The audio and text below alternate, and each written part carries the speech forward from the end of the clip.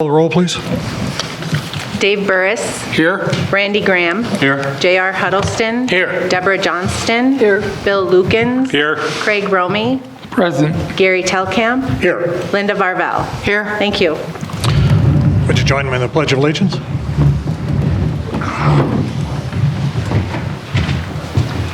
I pledge Allegiance to the flag of the United States of America and to the republic for which it stands, one nation, under God, indivisible, with liberty and justice for all.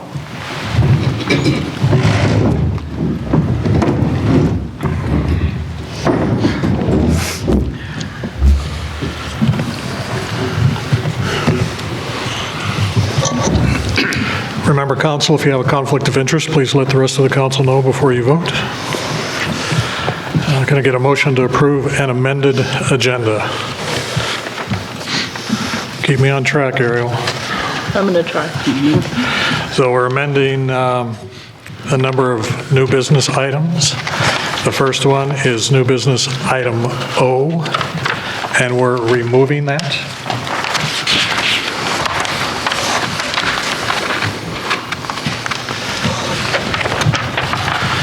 The next is new business item P. We are removing Joni Hill from that motion.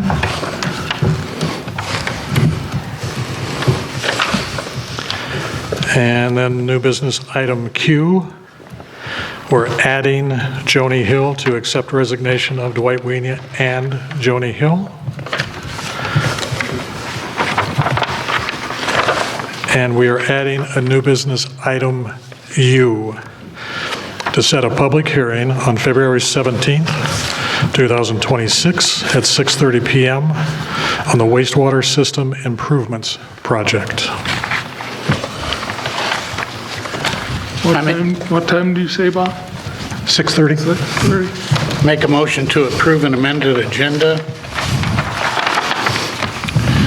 Starting with removing item O, approve and authorize the mayor to sign software as a service agreement with Census USA. Amending item P, reappoint Christine Heidebrink. Removing Joni Hill to the Planning Zoning Committee for 5-year term, 2026 to 2030. Amending item Q, accept the resignation of Dwight Wienia, adding and Joni Hill from the Planning and Zoning Commission. Also, adding item U, to set a public hearing for February 17th, 2026, 6:30 p.m. on the wastewater treatment facility improvement project. Second. Discussion? All in favor? Aye. Opposed? The motion passes. Going to get a motion to approve the minutes from the January 20th council meeting. I make a motion to approve the minutes from the January 20th council meeting. Second. Discussion? All in favor? Aye. Opposed? The motion passes. Going to get a motion to approve the bills in between. I'll make a motion to approve the bills in between for $177,529.19. Second. Discussion? All in favor? Aye. Opposed? The motion passes. And a motion to approve the current claims. Make a motion to approve current claims for $151,221.32. Second. Discussion? All in favor? Aye. Opposed? The motion passes. And a motion to approve the accounts payable claims. I make a motion to approve the accounts payable claims of $2,487.55. Second. Discussion? All in favor? Aye. Opposed? The motion passes. And our final claims, going to get a motion to approve the Wells Fargo credit card claims. Make a motion to approve the Wells Fargo credit card claims for $7,521.37. Second. Discussion? Only a comment. Ordering Kleenex and pencil sharpeners from Amazon for $28.90. We couldn't have got that here in town. It's just a disappointment. Should shop in town as much as possible. I agree, Dave. That's all I have to say. Anyone else? All in favor? Aye. Opposed? The motion passes. On to communications from the public. Is there anyone that would like to address the council tonight?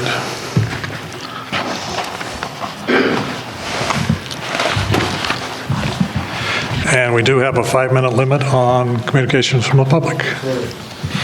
Good evening. I'm Everett Dossie. I'm the new Director of Equalization for Fall River County. Everett, give would you us- spell your last name so I get it right, please? Dossey. And Everett's just the normal spelling? Everett? Yes, ma'am. Thank you. And your address, please? I am at, well, you just made me draw a blank on where I live. 27538 Ty Drive, Hot Springs, South Dakota. Thank you.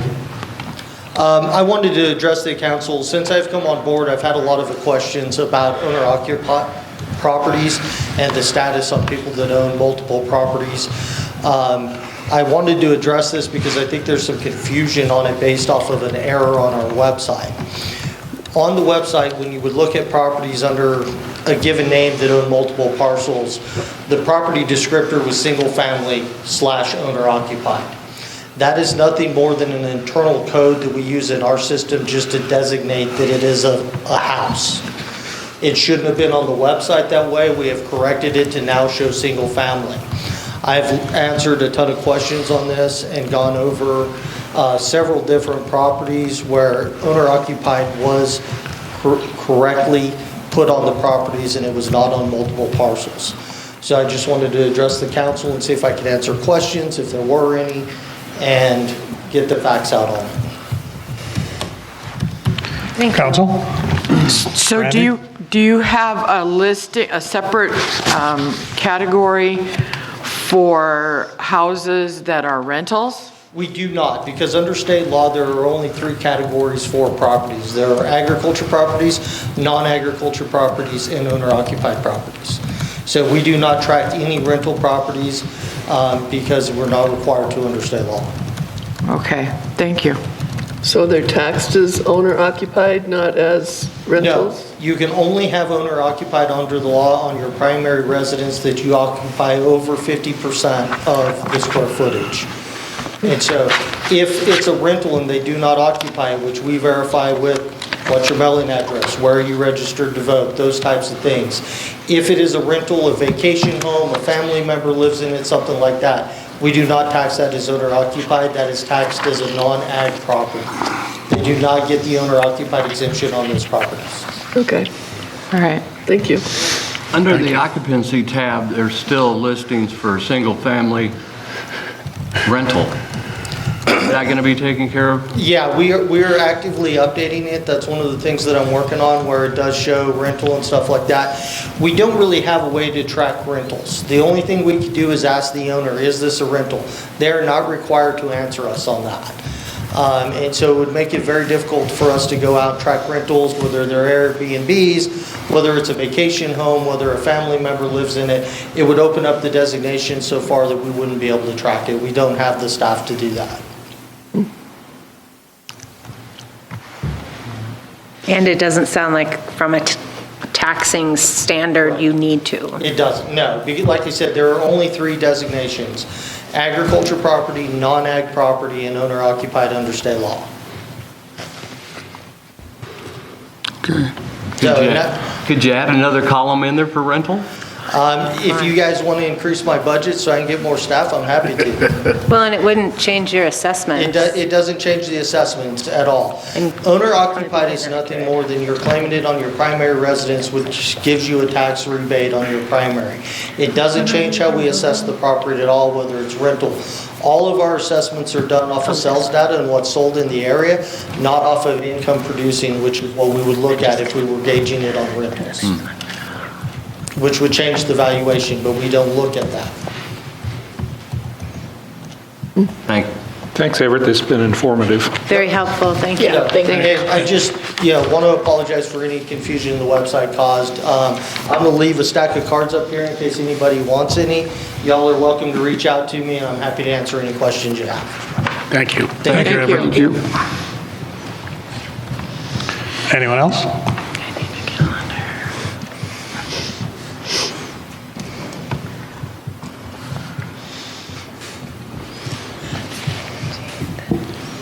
Good evening. My name is Frank Mason. I live at 1025 Evanston Avenue in Hot Springs. And I have some handouts. I'm here representing the Main Street Arts and Crafts Festival. I have some handouts I'd like to give to this council, if I may. You got it? Thank you, Maria. And just a reminder, Frank, about 5 minutes. Excuse me? Say just a reminder about Did he say this? 5 minutes. Yes, sir. That doesn't mean that council won't have an opportunity to ask you questions that may take beyond the 5 minutes, just your statements to them. I'll do the best I can. Thank you. Thank you for allowing me to be here, first of all. As I said, my name is Frank Mason. I'm representing the Main Street Arts and Crafts Festival. The Main Street, I'll read you what I'm going to be saying. The Main Street Arts and Crafts Festival has been a major part of summer entertainment in Hot Springs for almost 50 years. The event was the brainchild of longtime local business owners Art and Beulah Donnell. Many people here will remember Art and Beulah. Their intention was to create an event that would showcase the talents of local and regional artists, plus serve as an entertaining and fun summer activity. Over the years, this event has grown in size and popularity thanks largely to the efforts of many local residents and businesses. As I'm sure you all know, this takes many hours of planning and preparation. The festival has been held in Centennial Park with support from the City of Hot Springs. The Arts and Crafts Festival is now a 501c3 nonprofit organization. All monies collected during the festival are invested back into the organization after the bills are paid. Since the first festival in 1976, the organization has had a line item in its budget that is set aside for park improvements. Our group has made substantial contributions to the building of the stage, as well as the picnic shelters, the installation of the electrical outlets, tree planting, and general park maintenance. In 2025 alone, our group contributed over $1,000 to the repair of the fountain. These investments help all groups that use Centennial Park, not just our festival. We plan to continue park support in future years. During the 3-day festival, our committee cleans restrooms, picks up litter, and pays for trash removal each day in order to maintain the natural beauty of the park. The Arts and Crafts Festival is basically self-sufficient and requires very little support from the city. I dare say, with the exception of trampled grass, we leave the park in excellent condition. For these reasons, I come before you tonight on behalf of the festival to request a waiver of the park usage fees. It is our opinion that these many contributions to the city and to the park over the years more than makes up for the designated park usage fees. This year, 2026, the charges are $450. I'm only speaking for the Main Street Arts and Crafts Festival, not for any other group that uses Centennial Park.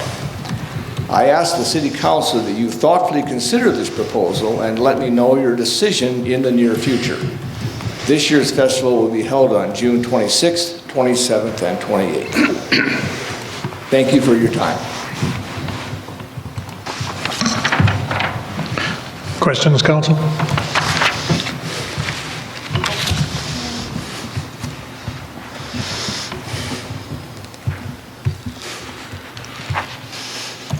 Well, I'll be the heavy then, I guess. Okay? Certainly want to thank you folks for everything that you've done for the Arts and Crafts Festival. We're happy to do it. Pardon? We're happy to do it, and we'll continue to do it. Well, so, council's always concerned about setting a precedence.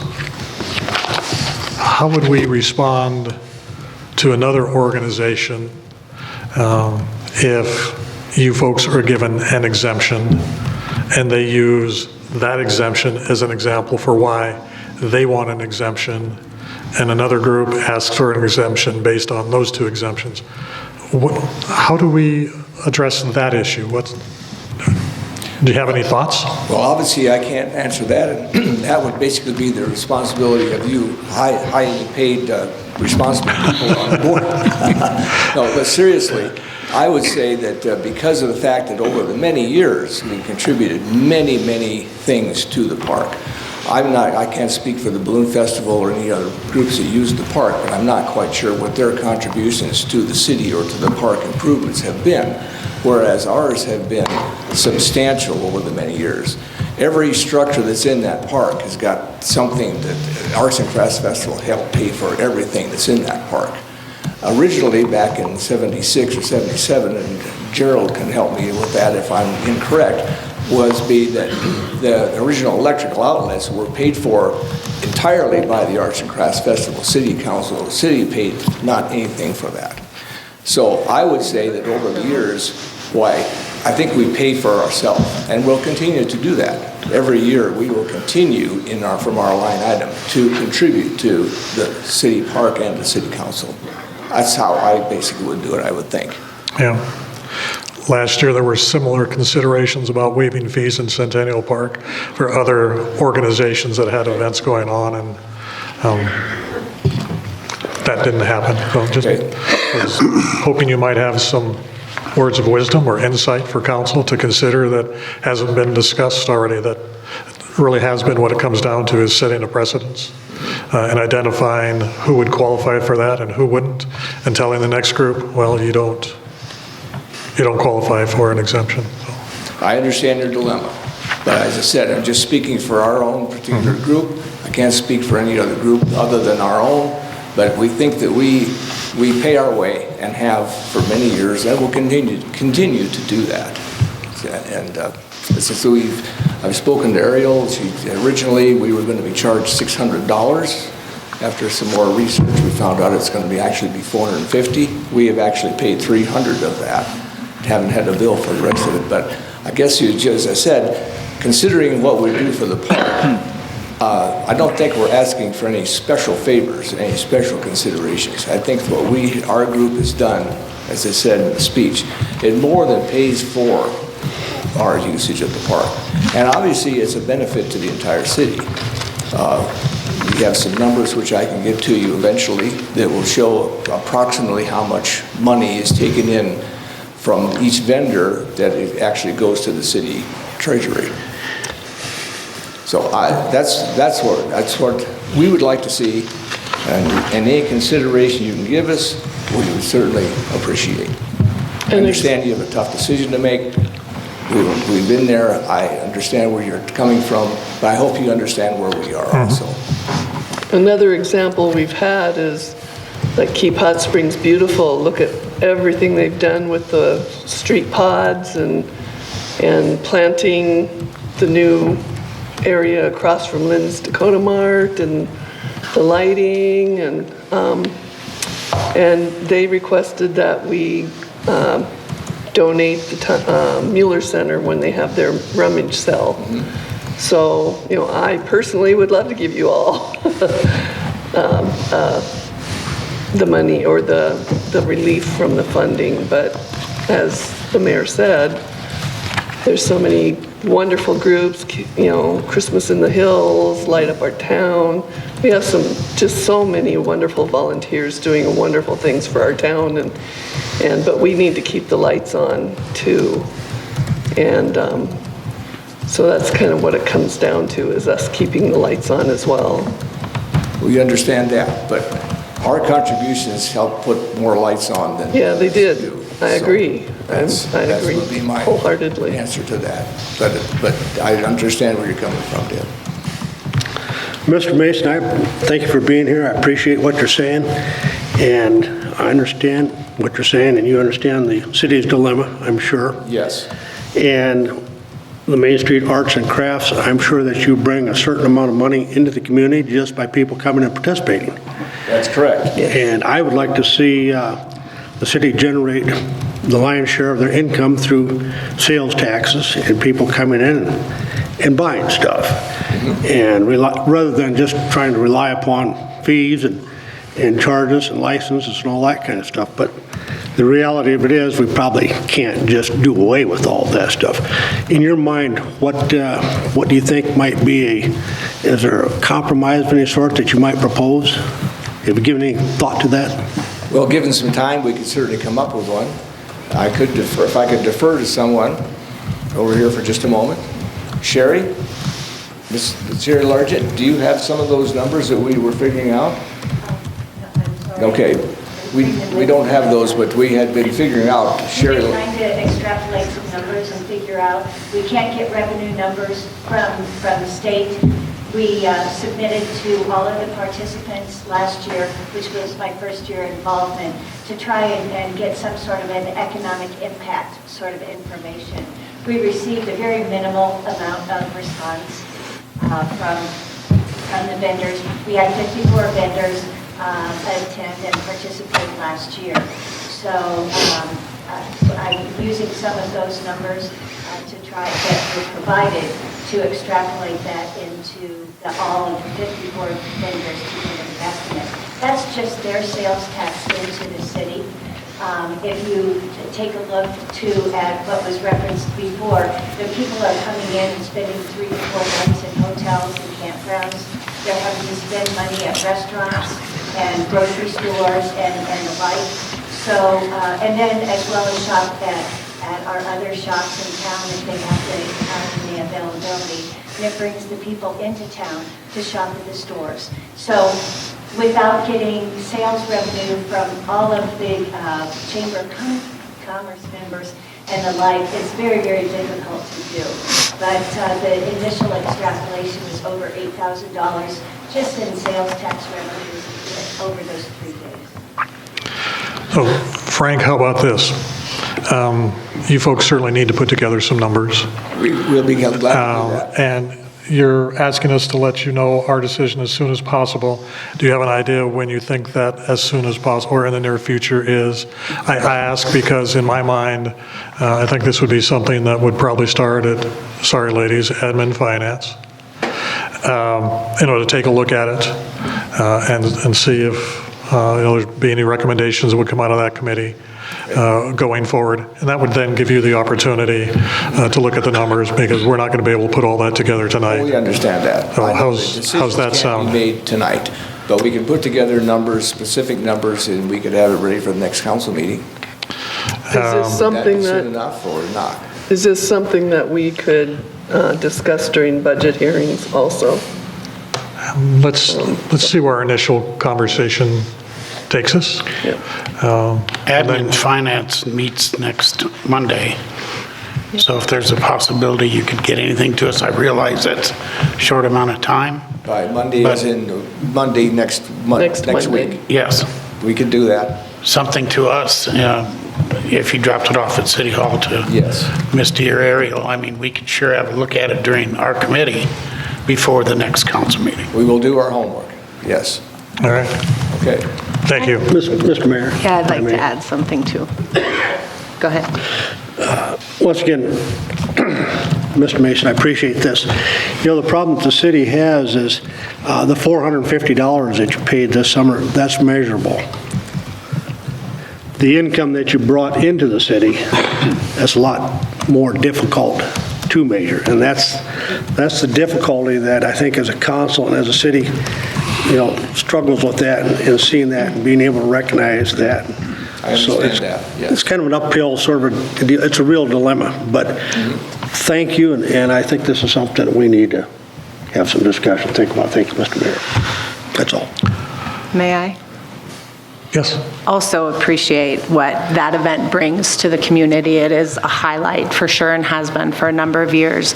But I'd like to remind both you guys and council, every business that sells in the city of Hot Springs contributes to our sales tax. Using that as a reason that you should get something from us doesn't just open the door for providing use of the park, but utilities or licenses, and those brick and mortar businesses also pay property tax that contributes to the city.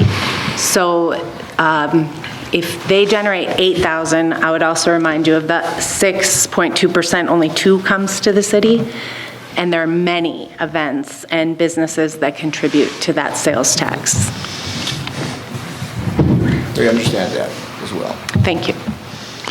Admin Finance meets at 1 o'clock next Monday. Here at the Mueller Center? Here at the Mueller Center. Okay, we can have the information ready by that time. All right. And we could just present it to you, just paper copy, or how do you want us to go about doing this? You can come to the meeting if you like. It's open to the public. Okay. Just a thought, Mr. Mason. If we start doing this and we set the precedent, do you understand that that puts us in a position where it dilutes all the progress we've made from all the volunteers, all the different groups that use the park, donate to the park, all the stuff that actually helps the community to progress forward and to increase usage and the things that we utilize at the parks. So if you start taking away 450 just with one group, and it happens to another group, and then another group, and you are basically beginning the dilution of what progress we make in our parks. That's why we have the parks, and that's why we have the parks that we have today.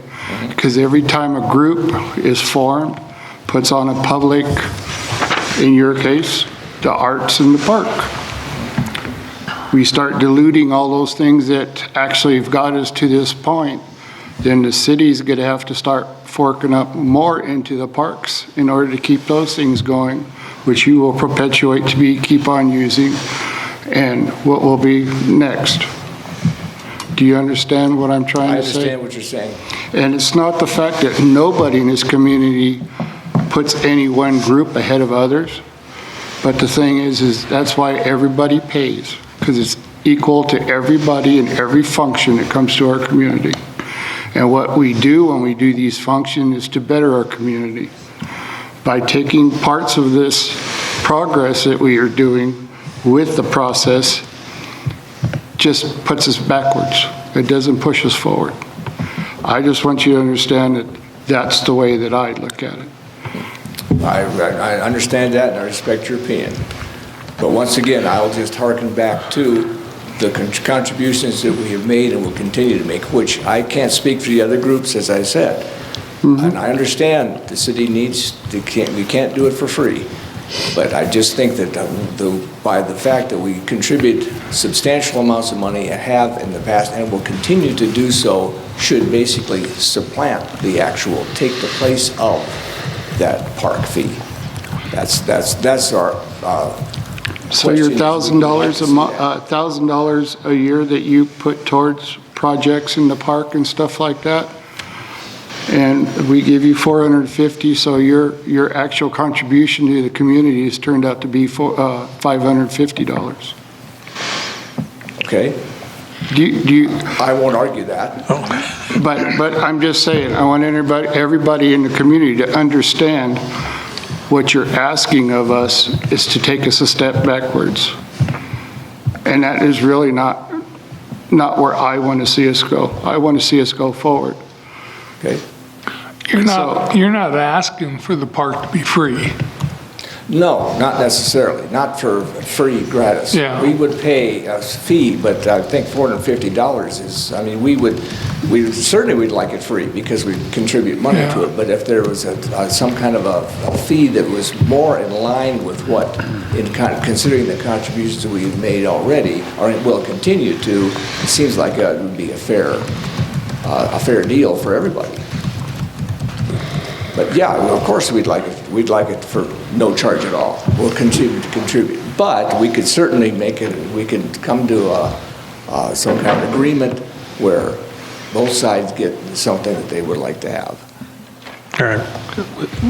Without belaboring, I just want to kind of put things in a overall context here, that in 2026, the parks budget is $215,373. So we're not really just talking about Centennial Park here. City of Hot Springs maintains and manages a park system. Not all parks have any ability to recoup any of the cost associated with their operation. And certainly the parks are a general fund. They come out of the general fund. They're certainly not an enterprise fund. So it's just, you know, and again, I know, I do appreciate what Main Street Arts and Crafts contributes outside of everything that you contribute, from the sales tax, the independent improvements that you funded. That is appreciated, because as with every other organization that has contributed things to the city, we are a small community. We are limited to sales tax and property taxes and a little bit of fees, and that's what funds everything that goes on. So I just wanted to mention that Parks is almost, well, it's not quite $250,000 to maintain our parks. So I'll just throw that out because I won't be at admin finance. So thank you. Thank you. Thank you for your time. See you on Monday. Thank you. Thank you, sir. Anyone else from the public?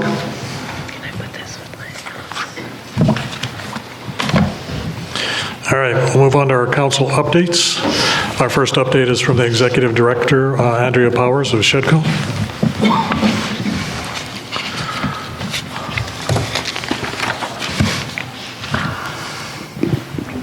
Good evening, Mayor Nelson and City Council. I think I need to. You can take it off the stand. There you go. Before I forget, if you would ever want any reports generated about tax revenue that comes in during a specific time frame, I can do that for you. From the Department of Revenue's website? No, other databases that I have Which are? access to, like SE and most particular Placer AI. They're economic development tools. Yeah. So I can't drill down on a specific business and what kind of tax revenue they're generating, but I can, if you give me a date window, I can measure that for you. Future reference. That would be awesome. Yeah. This last year and the last quarter, we really focused and drilled down on housing, talent retention, and community engagement. In housing, the Fall River Health Services Housing Development has received $1.1 million loan from SD Housing to cover a third of the cost of infrastructure. They're going to break ground in May of '26, and they have a current plan for units including single unit housing, twin homes, and townhouses along with the park. The current design is 50 total units. Shedco's worked closely over the past year with FRHS to partner with SD Housing for the infrastructure loan, Towie Design Group for site preparation, and Toby Morris with Collier Securities to secure the financing. There is, at this moment in session, a bill traveling through to increase the amount that can be taken out, loaned out for the infrastructure loan from 30% of infrastructure project costs to 50%, just for your information. Building 1. In June of 2025, Shedco facilitated the transfer of the Building 1 building at the State Veterans Home from Southern Hills Future Foundation to linked investors for development as a mixed-use site with rental units and some commercial. They plan to keep social services in the bottom floor. Southern Hills Futures Foundation is going to disband, and they would like to transfer their 501c3 to us if we will take it. It's the mission of that 501c3 is specifically historic preservation. And so I've talked with my board about it, and we would need to develop an oversight board for the nonprofit. And Shedco, if we took that, accepted that nonprofit, right now we're a C6, just to be clear with you. So that's different. That's a designation that's only for economic development organizations, and that's for organizations who primarily receive their funding through memberships, which is what we do. Okay, 501c3, everybody's familiar with. It would allow us to be able to accept funds from individuals and start an endowment for some sort of grant, possibly, to help with our historic preservation needs here in the community. So with the 501c3, individuals can donate and receive the tax break for it. As we stand right now with the 501c6, only businesses receive tax breaks for their memberships. Does that make sense? Thank you. Any questions about that? Habitat for Humanity programs, you guys probably already know this because it came from the city, and I can't speak highly enough of what Wes did last Thursday. I was in attendance, and there were 2 people from Habitat in Rapid City that came down, Amanda Mallory, who's the Home Solutions Manager, and Mark Hines, who's the Program Manager for Habitat Handyman. They met with Hot Springs residents in the library to explain their home improvement programs and assist with applications. Together, myself, Wes, those 2, and Deb Selby from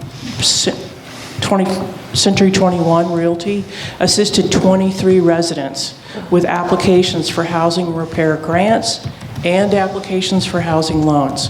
That was really stupendous. I don't think the Habitat for Humanity people knew what they were walking into when they came down.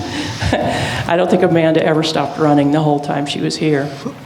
I've offered to be the point person for Habitat here in Hot Springs. In talking with them, they told us that they plan to open an office here, which would be great. They do want to focus more on the Southern Hills. Until then, I will assist with completion of those applications and ensure that the correct documentation is included before the applications are sent to Habitat. There's like 11 pieces of documentation that you need to send with it. So that is for loans, which are 0 interest and you can pay them back over 7 years. So you can really make it easy on the loanee to borrow that money.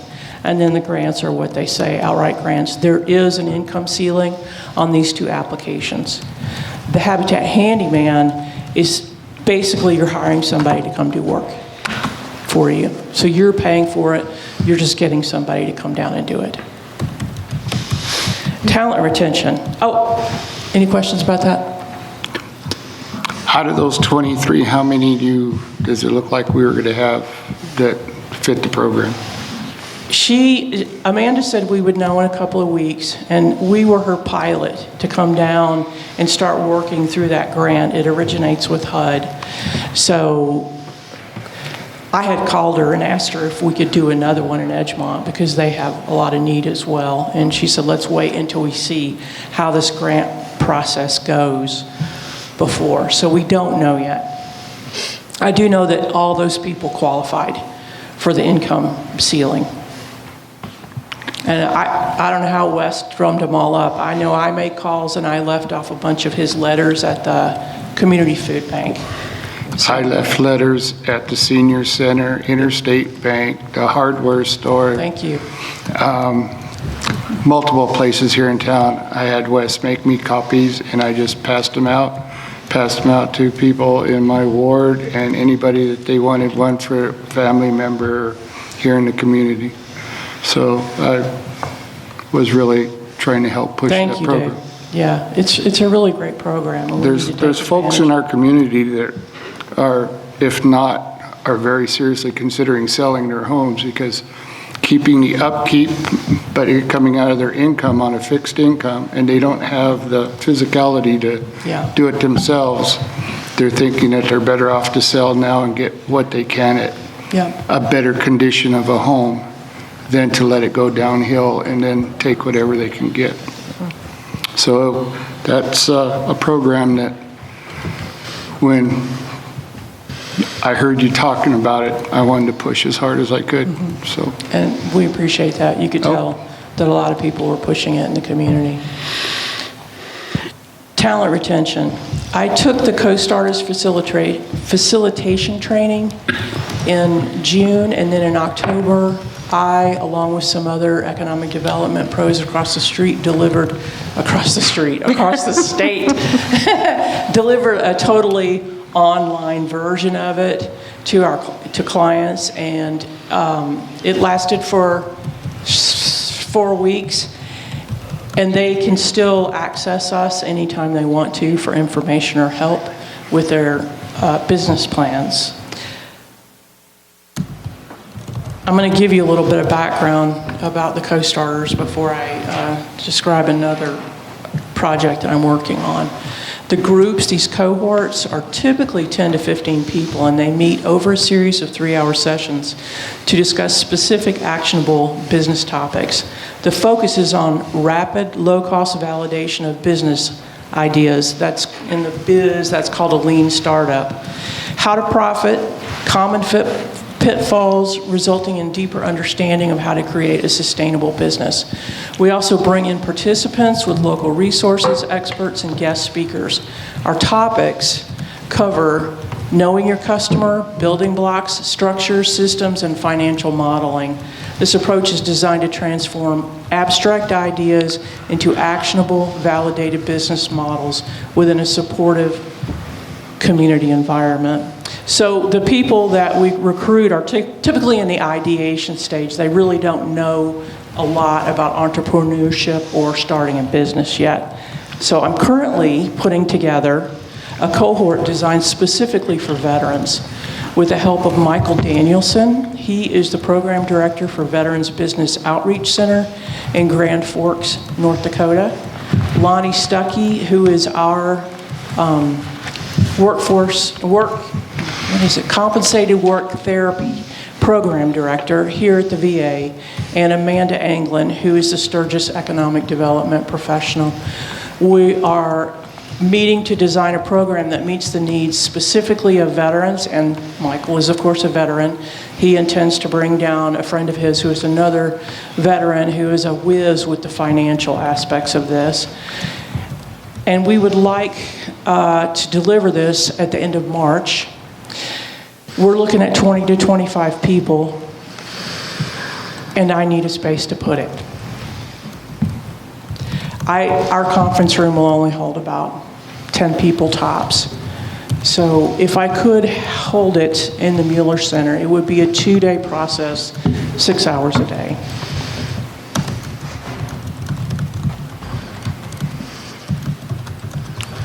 is this coming as a request Yes, it is. right now? It is. Andrea, why don't you talk to the young lady back there that, raise your hand, Jane. Hi. She has access to some funds that would donate to Shedco for that purpose. Okay, well, thank you. We really need to do it here because the best audio-visual equipment is here. I'm assuming you'd use the annex? Yeah, I think so. I think that'll hold 20 people, won't it? Yes. Oh, yeah. Sure. As soon as possible, check with the facility director for availability as well. Yeah, I will. And we will plan when we do it around what's available here, of course. So we do want to hold it on weekdays because Lonnie told me that transport for the veterans is a lot more difficult on the weekends. And Amanda all these people will come down and stay the night, who are the instructors. Catapult Leadership. The Catapult Leadership Initiative is a brainchild of Fawn Wild. She's the Career and Technology and Education Coordinator at Western Dakota Tech. She represents all of West River. That's 26 schools. We're forming a Catapult Stakeholders Group that will bring together leaders from education, business, workforce development, and community organizations. The group will consist of 65 educators, economic development pros, and workforce experts, and is designed to create actionable strategies, exchange perspectives, and lay the groundwork for sustainable workforce growth in our community. I'm really excited about this because I've worked in this area now since the early 90s, and there's such a disconnect between workforce and labor experts, economic development pros, and the schools, and there are so many programs available in this state. It's terribly confusing. We have internships, we have career exploration, we have the DOL programs. It's just mind-boggling, and nobody can really put it into some kind of linear fashion. Okay, if you're a student and you want to do this, here's your steps and here's what's available to you. So that's what we're hoping to do. We want to bridge the knowledge gap between education, careers, and workforce development. So we want to strengthen our local workforce pipeline by equipping students to remain in or return to their communities after school, and we want to better align workforce and education needs in the state. This is all going to be focused on West River, and it is a pilot program. We're hoping that the other parts of the state will want to replicate it if we come up with a viable model. And I was asked to be a leader for the workforce group. We're going to be divided into two groups, workforce and education. Community engagement. I cannot remember what this acronym stands for, so please don't ask. Can I ask you one question? Yeah, sure. That workforce education thing, can that be donated time on their part? Oh, yeah. It will be. Will it be donated time? Can it be donated time for like service for community? I'm not sure what you're asking me. There's, I don't know how you break it down. Is there like construction, education? Is there,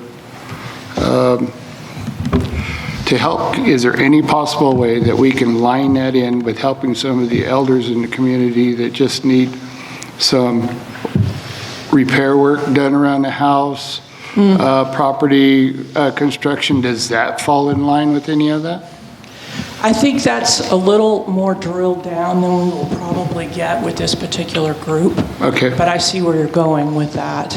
One of the groups that I think we will need to be involved with is folks that are looking at getting out of the business that they're in at retiring. They're at the retirement age, and they haven't really processed through how to do that without just closing their business. Right. When a much better approach would be to sell it to your apprentice, right? Exactly.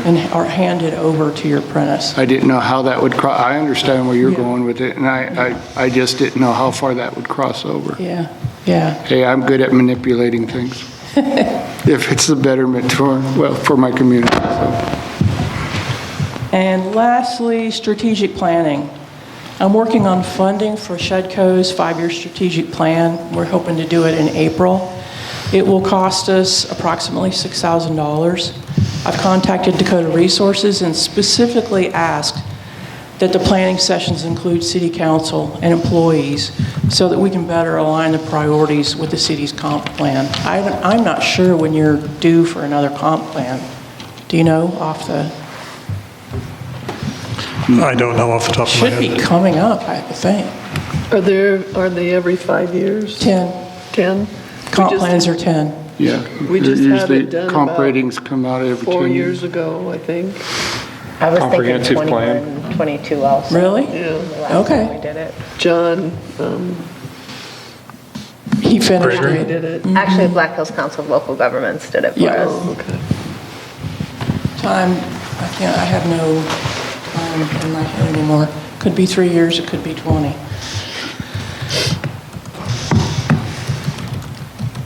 One other item. I don't know how much interest there is at all in pursuing the We Live Local app. that's very community-specific, but also people who are visiting the community can use. I did find a funding stream that would pay for the initial $15,000. That would be the setup and 1 year of operation. That would leave us, whoever the us ends up being, a group of people who are willing to invest in it. If we used all of their services instead of depending on one of us to maintain the app and all the widgets and everything that's going on in the community, it will cost us $5,000 a year. It's $2,000 for the app itself every year, and then another $3,000 for what amounts to a part-time employee to do that for us. How would they know? How would they know? Yeah, what we have going on. They would take your calendar, my calendar, the chamber calendar, anybody else's calendar in town, and scrape data off the websites. They can do it for restaurants. The school district is a perfect one.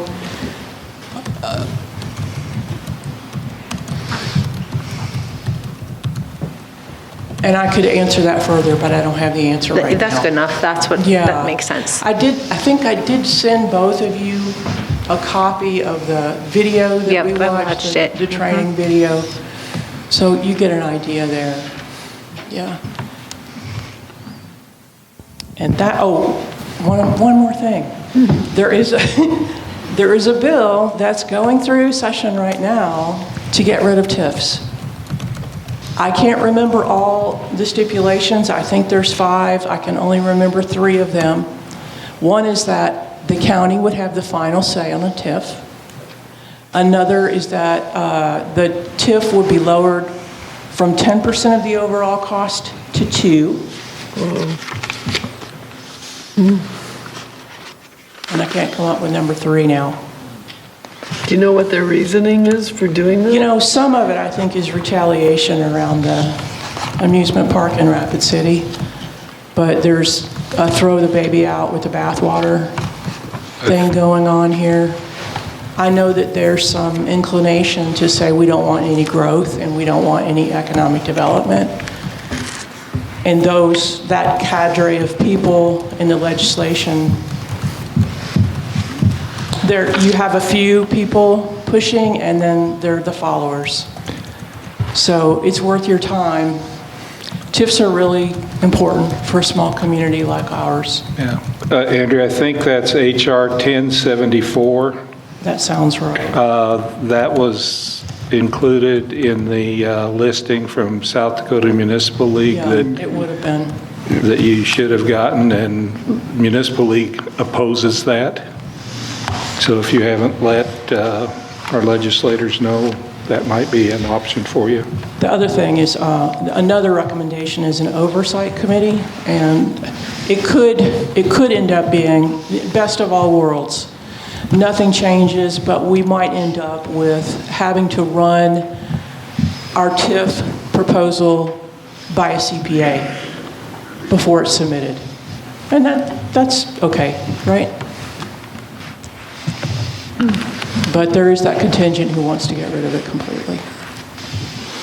House Bill 1074 has been withdrawn at the request of the prime sponsor as of January 27th.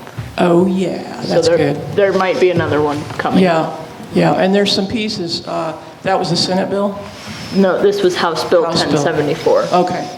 There's some Senate pieces that are connected to that as well, so it's worth keeping an eye on. Any questions about all of that? Do you have copies of your update for me? I do. I thought I'd send it to you in an email. That so would be you don't have to- perfect. Thank you. Okay. Okay, thank you. Andrea, thank you very much. Thanks, Andrea. Appreciate it. Thank you. Andrea, you had given the price of the 5-year strategic plan. Do you remember what that is? It's just shy of $6,000. Thank you.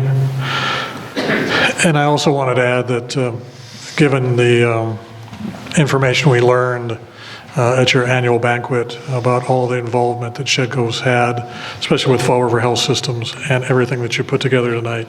I just want to thank you for everything that you do for the community and on behalf of the city. We've talked before in our budget hearings that we being the city, we don't have an economic development department or employee. So it's important that is done somehow. And I appreciate what you do for us. Thank you. Thank you, and I think you're great partners.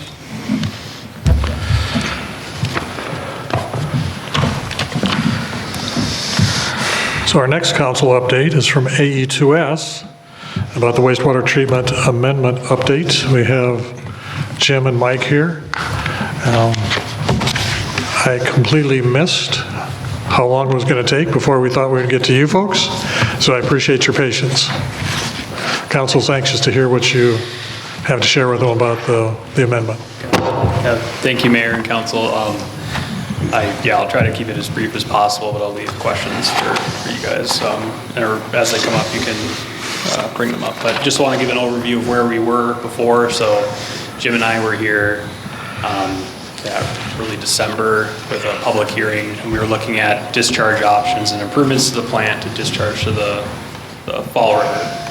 After public comment and feedback and our recommendation and at the request of the city, we moved forward with an amendment to that facility plan to look at options to continue to use the... Jim, can you hang on? Public, can you hear him? No. Sorry. Gotta hold this really close. Yep. Is that better? Sorry about that. We like to tell our people, use your outside voice inside. All right. I just feel like I'm going to be eating this thing. Just quick overview. We had an original facility plan where we looked at improvements to the existing wastewater treatment facility, but we were looking at discharging to the Fall River. After public comment from the public hearing in early December, we moved forward with the request from the city. We moved forward with an amendment to the facility plan to look at reusing the existing reservoirs, storage reservoirs, and the land application of wastewater, which is currently being used now. So we looked into alternatives to continue to use that. So what that would mean is whether it's improvements at the wastewater plant, we're going to continue to use the existing outfall, which is a 5-mile outfall between the wastewater plant and the reservoirs, and then any improvements needed at the reservoir. So we looked at a few different alternatives. So 2 mechanical options, so a lot of the treatment being done at the wastewater plant. And then we looked at an option to do aerated lagoons down at the storage reservoirs. We looked at that option, and I guess that is kind of the recommended low-cost option in this amendment. So some detail on that. We looked at the storage requirements of the current lagoons have right now, and the state requires 210 days of volume is required to store wastewater on site, so you have enough that you can hold it during the wintertime. We found out they had more than enough storage, and we can actually utilize the upper reservoir and take some of that land to construct new aerated lagoons and stabilization lagoons to get the treatment needed on site there. So with that, and then we'd still be putting in some preliminary treatment building at the wastewater plant. We did take a closer look at the outfall in the record drawings. There have been some improvements in the last 20 years where the city's replaced existing 10-inch PVC pipe with 18-inch pipe. But the majority of the pipe is still original 10-inch pipe, and we looked at the type of pipe, and it's not rated for pressure, which part of that line is under pressure, and it's a very thin-walled pipe. So because of that, we're including the cost of replacing the remaining 10-inch original pipe in this cost as well. So looking at costs, I think we were around 27.34 million for the, I'll give an exact number, so. Yep, 27.24 million was the original recommendation with the MBBR, and that was the original facility plan. With this new aerated lagoon option, it's actually a little bit more. So it's 28.3 million. The reason for that is we have to include the replacement of that outfall line. And that's about 15,000 linear feet of pipe. So although it's the lowest option to utilize the outfall in the irrigation lagoons, because we have to improve that pipe, it is still a little higher than the original recommendation at 27.2 million. So looking at the O&M costs though, the O&M costs for the alternative 3 are $110,000 per year. With this new option, it's roughly $84,000 per year. So if we look at the 20-year life cycle costs, they're pretty close. The new alternative 6, the aerated lagoons, is still higher capital costs, still a little bit higher in the 20-year life cycle costs. But given the requirements for treatment, it's a lot more simple aerated lagoon treatment, a lot less man hours. There's really no chemicals. You're not going to have to deal with digesters or anything up at the wastewater treatment facility.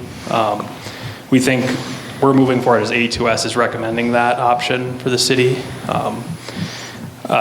What this means for next steps, I think, like the mayor said earlier, we'll have to hold another public hearing. That'll be in a couple weeks, with the 16th or 17th. And then we did talk with the state, and we did, we already submitted the original project on the state water plan. We talked with them and we're actually able to just modify the original ask for the first phase of the project, so we don't have to wait another year to get on next year's state water plan. We can just modify, because that project is, the first phase of that project is pretty similar to the one before. We still have a preliminary treatment building up at the wastewater plant and still some site improvements, so the state was okay with just modifying that scope so we can stay on the state water plan. So trying to think if there's anything. Yeah, new public hearing, new resolution. Yep, so new public hearing, and then we'll need a new resolution. That'd be after the public. 1 or 3, because I feel like we had to pass 3 resolutions after the last public hearing. Jennifer keeps just saying resolution as if there's one. Do you remember that there were 3? I do the first remember there one? were 3. We'll check on that, but. I think that's mainly it. I guess another part of that is the state is open to still being SRF funded if it's a long-term agreement with the property owner or if it's ownership. So you go either way there. So that's good news. Trying to think if there's anything else worth mentioning. We have a full facility plan draft that we had presented to you. I'm sorry how long it is. Most of it is appendices, but there is an executive summary at the beginning which kind of sums up the entire report. And it's available on the website as well. So. I had mine printed. Okay. It's a book. So yeah, if you have any questions or. Just to make me feel better and assure me, no more H2S at the facility? So yes, that will improve. No, What, a yes or no? Yeah, improve says I can go from 1 part per million to a half a part per million, and that still stinks. Mm-hmm. Will I go below 0.03 parts per million or less? So you have a collection system, you have wastewater upstream, so it's hard to give you a definite answer on that. That would be there regardless of technology. Right. But what's causing the odor now? Will the technology that will be installed, will that eliminate that? Yes, so I guess the technology that's being installed now, so we'll no longer have any treatment, really. Everything's kind of just flowing through the wastewater treatment facility. There's no tanks that'll just hold it there. So the main issue there is if you're holding that for too long, it can create septic conditions and you get H2S. Okay. So that's no longer happening up in town, or that won't happen. It'll just flow through. And then once it gets to the aerated lagoons, the aeration will stop the septic conditions. It'll cause aerobic conditions, and there shouldn't be any odors. So adding the air out at the holding ponds will eliminate the opportunity to generate the H2S. That activity, if we would have discharged into Fall River, would have happened at the facility, that or some similar activity. Yes, So bottom line, we're not intaking H2S, we're making it because of the long residence time. Correct. That goes away. Yes. Therefore, the H2S goes away, other than if something comes in on the inlet side.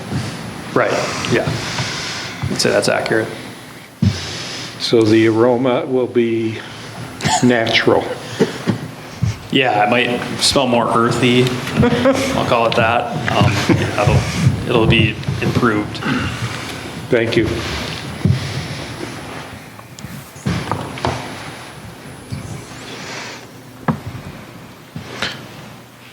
Anyone else? No. I'll read it. I'll have it read by the 17th. So is this hearing like during our city council meeting or afterwards or? During. During. 6:30. Okay. Yeah, you'll be setting those hearings as part of your new business agenda items tonight. Thank you for your Thank you extra for work getting this done quickly. Thank you for getting it in without having to change too much and postpone for a year. Yep. That was a lot of work on your part, I know that. I think with conversations with the state, I think they really want to see this project moving forward, and it seems like they really want to work with the city, so they were, thanks to them as well, so. That's encouraging. That's very encouraging. Yeah. Thanks, guys. Appreciate it. Thank you. Thank you. Thank you. Drive careful going Very home. well put, verbiage, my friend. I think that's all good news for everyone in town, I think, too. We'll be happy with that result. All right. Moving on. Can I get a motion to approve personnel actions A through J? I make a motion to approve personnel actions A through J. Second. Deborah? Discussion? All in favor? Aye. Opposed? The motion passes. On to the first of our two resolutions. Resolution item A, can I get a motion to approve resolution 2026-6? I'll make a motion to approve resolution 2026-6, amending a portion of resolution number 2026-1, salary wage resolution, PD captain. Second. Discussion? All in favor? Aye. Opposed? The motion passes. And our last resolution, can I get a motion to approve resolution item B, resolution 2026-7? Make a motion to approve 2026-7 Bridge Reinspection Program Resolution. Second. That was, Give it That was to pretty Craig. close. I don't even think Craig seconded it. I think it was Bill. Yeah, Oh, was it Bill? It Oh, was Deb or okay. Bill. So Bill? Sorry. Gotta be quick around here. Discussion? All in favor? Aye. Opposed? The motion passes. Into new business. Can I get a motion to approve new business item A, a travel training request from Philip Shively? I make a motion to approve the travel training request from Phil Shively, unpaid reserve officer, to attend Train the Trainer verbal de-escalation training online February 18th through February 20th. Second. Discussion. And Captain Norton, Captain. Demotion. Captain's on your mind. Chief Norton's here to answer any questions, council. When did we start training reserves? And are we going to open it up for every reserve that wants to go to training? So I understand this is I guess I don't know the correct term, it's new territory. And I recognize that, that's why I brought it to Ariel, and I brought it to the mayor before I ever even considered putting it on the agenda. So the reason that I'm asking for this is a train-the-trainer course. It's not specific to just one particular individual. With the information that he will learn, he'll be able to come back and effectively train every PD officer and every PD officer with the knowledge that he gains and the certification that he gains from this particular training. And I know some of the questions have been asked, why don't we just send somebody else to it? And my reason for that is we are required multiple hours every 2 years in de-escalation training, crisis intervention training, and response to resistance training, all of which this training could accommodate for us to get for all of our certified officers to maintain their certifications. And on that note, when you have somebody who's willing to go, wants to learn the material, I think that's way more user-friendly, department-friendly than forcing somebody's hand to go to a training that they may not necessarily want to go. When I say that, I mean one of our full-timers. So he showed interest in wanting to go. We thought it might be a Hail Mary, but we wanted to try and see what your guys' thoughts were. And those are some of my reasonings, my justifications for asking for this. One question. Am I thinking wrong, but in the long run, by having this and information that he gets, it'll be able to save us money on training down the road? Absolutely. I would say so, yes, because he is going to gain the certification, and then he can teach it. So it's Not in-house just training? once. He can teach it to every Exactly. officer, all 8 officers, all 6, hopefully 6 after item C. We have, theoretically speaking, 14 personnel coming up between our reserves and our police department officers that he can come back and teach all that information to. So is this a continuation of, like a continued education opportunity that Mr. Shively has already had in the past? Not this specific training. It's Okay, not but, it's continuing ed for law enforcement, not specific to de-escalation training. All right, but I mean, he's had train-the-trainer education in the past. Yes, Right. instructor development is what we call that. Okay. Yes, which is a requirement for certain classes to be able to actually teach back to your agencies, if that makes sense. I can't just send a uniformed officer who doesn't have instructor development class to a train-the-trainer class, and then they gain the certification, but then I'd have to send them to a 2-week instructor development class on top of that in order to be able to come back and teach that training to our officers. Okay. That's another thing. Reserve Shively already possesses that instructor development criteria, so he's got that first peg knocked out, so we get him this, and then he can teach Yeah, everybody. I thought he had in the past. Yeah. Is he the only person on the police force that has that training? Him and I. We are, as far as I know, him and I are the only 2 with instructor So development. why don't you do it? Because again, it's just putting it bluntly, he wants to do it. It's not something that I have a vested desire to go learn, if that makes sense. We do it for our continuing ed because we're required to by state statute. But again, I don't want to force someone's hand, myself included, to go to a training that I don't necessarily have the desire. You do a better job when you like doing what you're doing. Absolutely. If I force somebody to go attend a training that they don't want to, are they really gaining the necessary information to teach it, to learn it, and bring it back to help everybody else? Will we have to pay for those days that he's teaching? No, it's just the registration cost.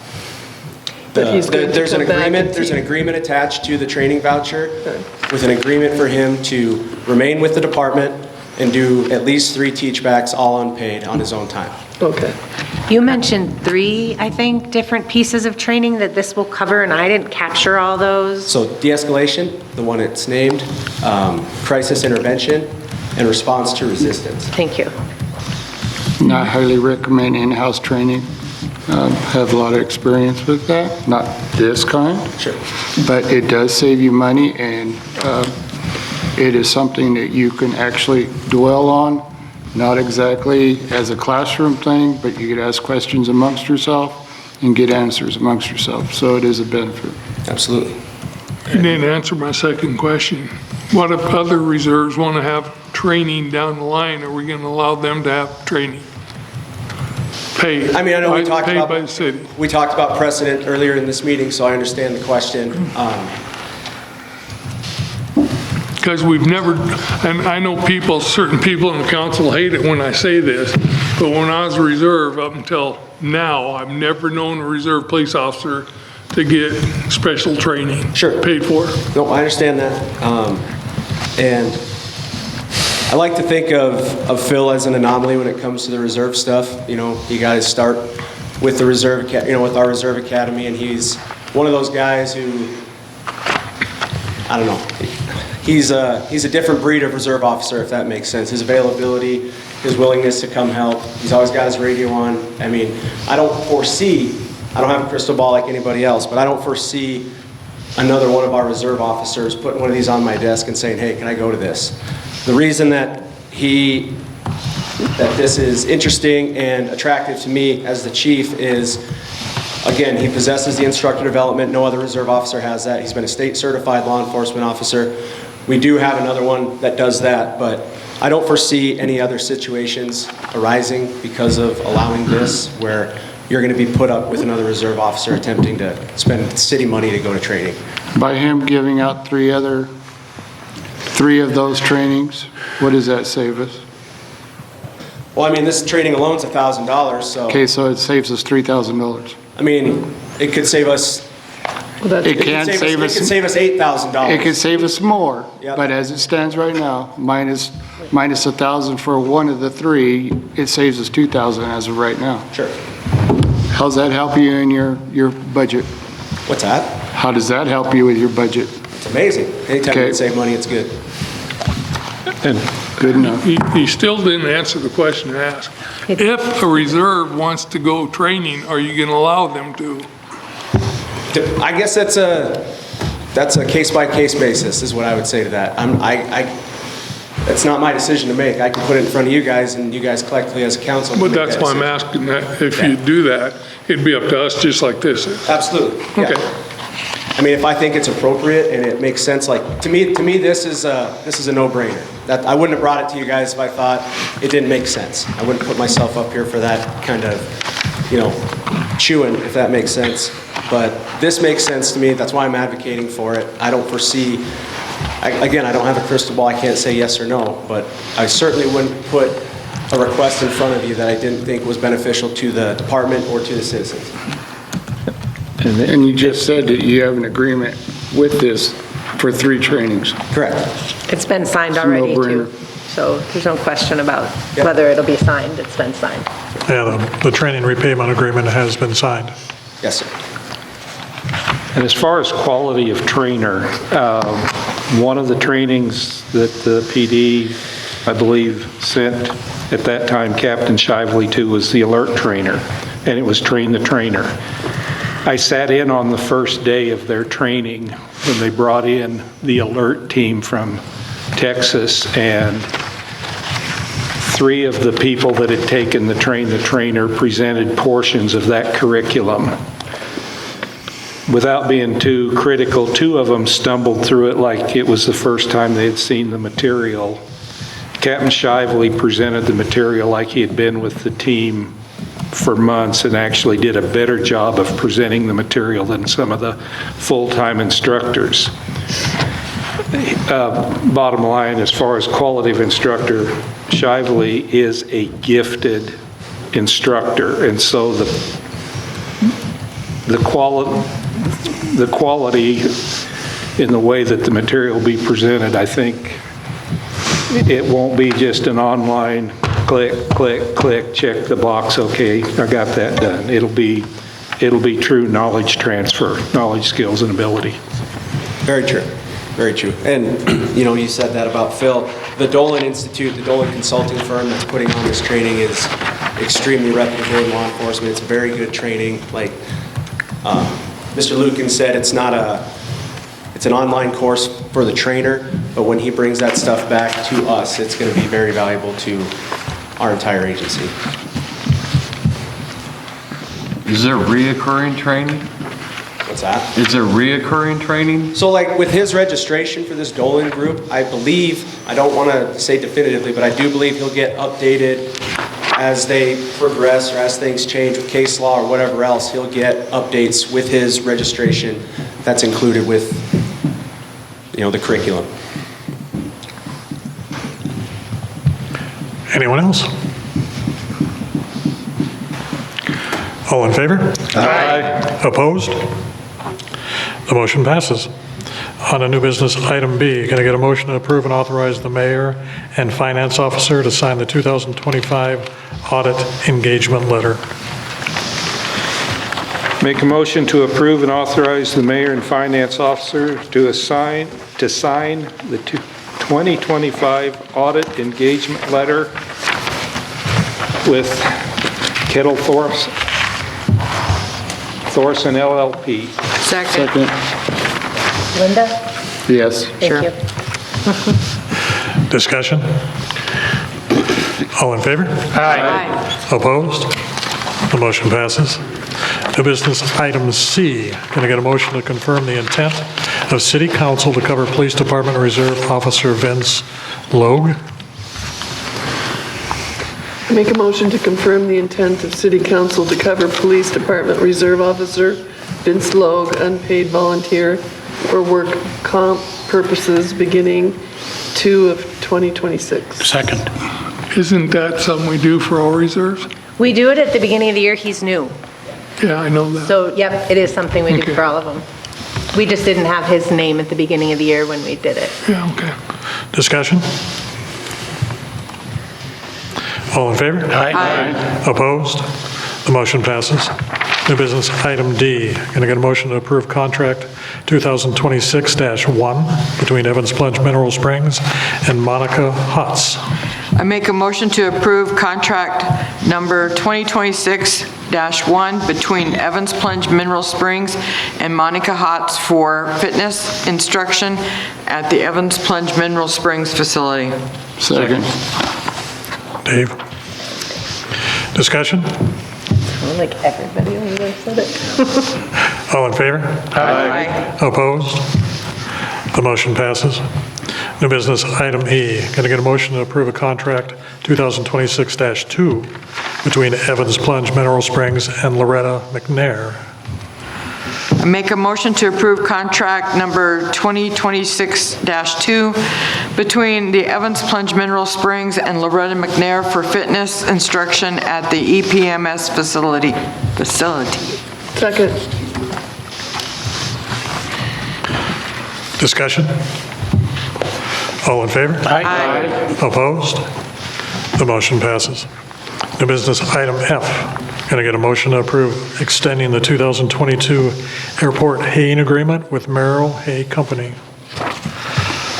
Make a motion to approve the extending the 2022 airport haying agreement with Merrill Hay Company for the 2026 haying season with no changes. Second.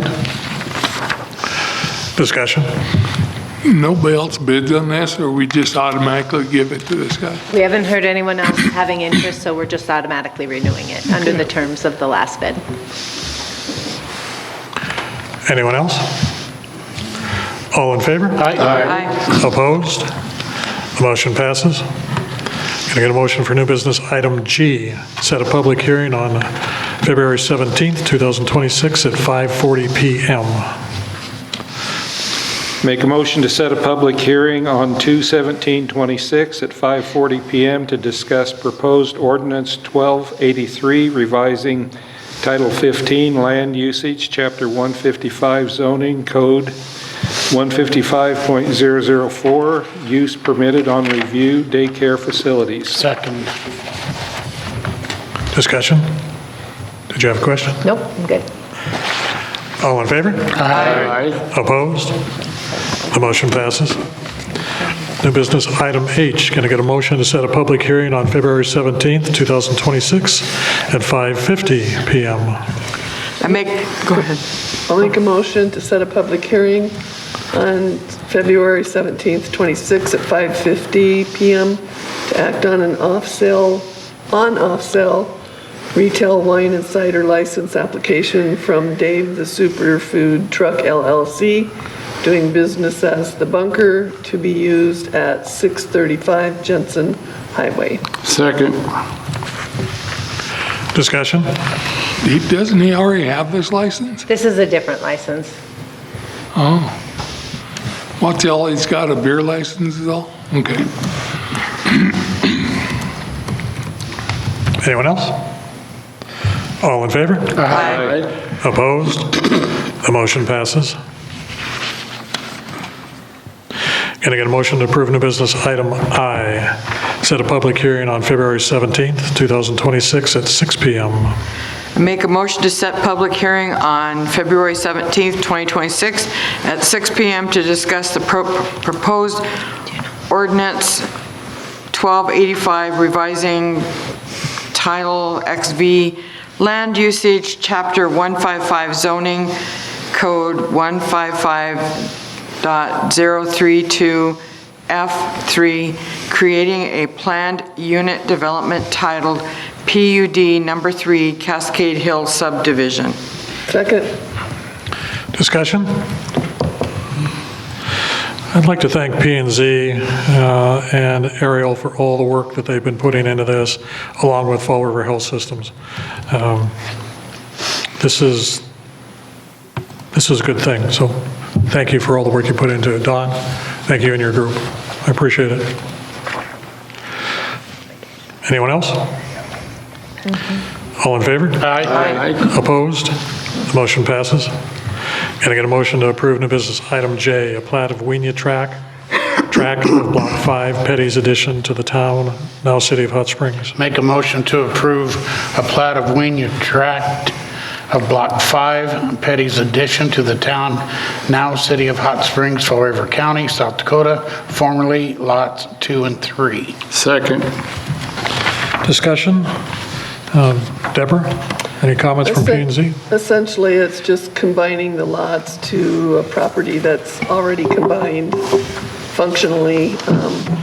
It just cleans up taking out that middle line because there are structures that are built on top of that center line. So it's just a cleanup, essentially, of what's already there. Thank you. All in favor? Aye. Opposed?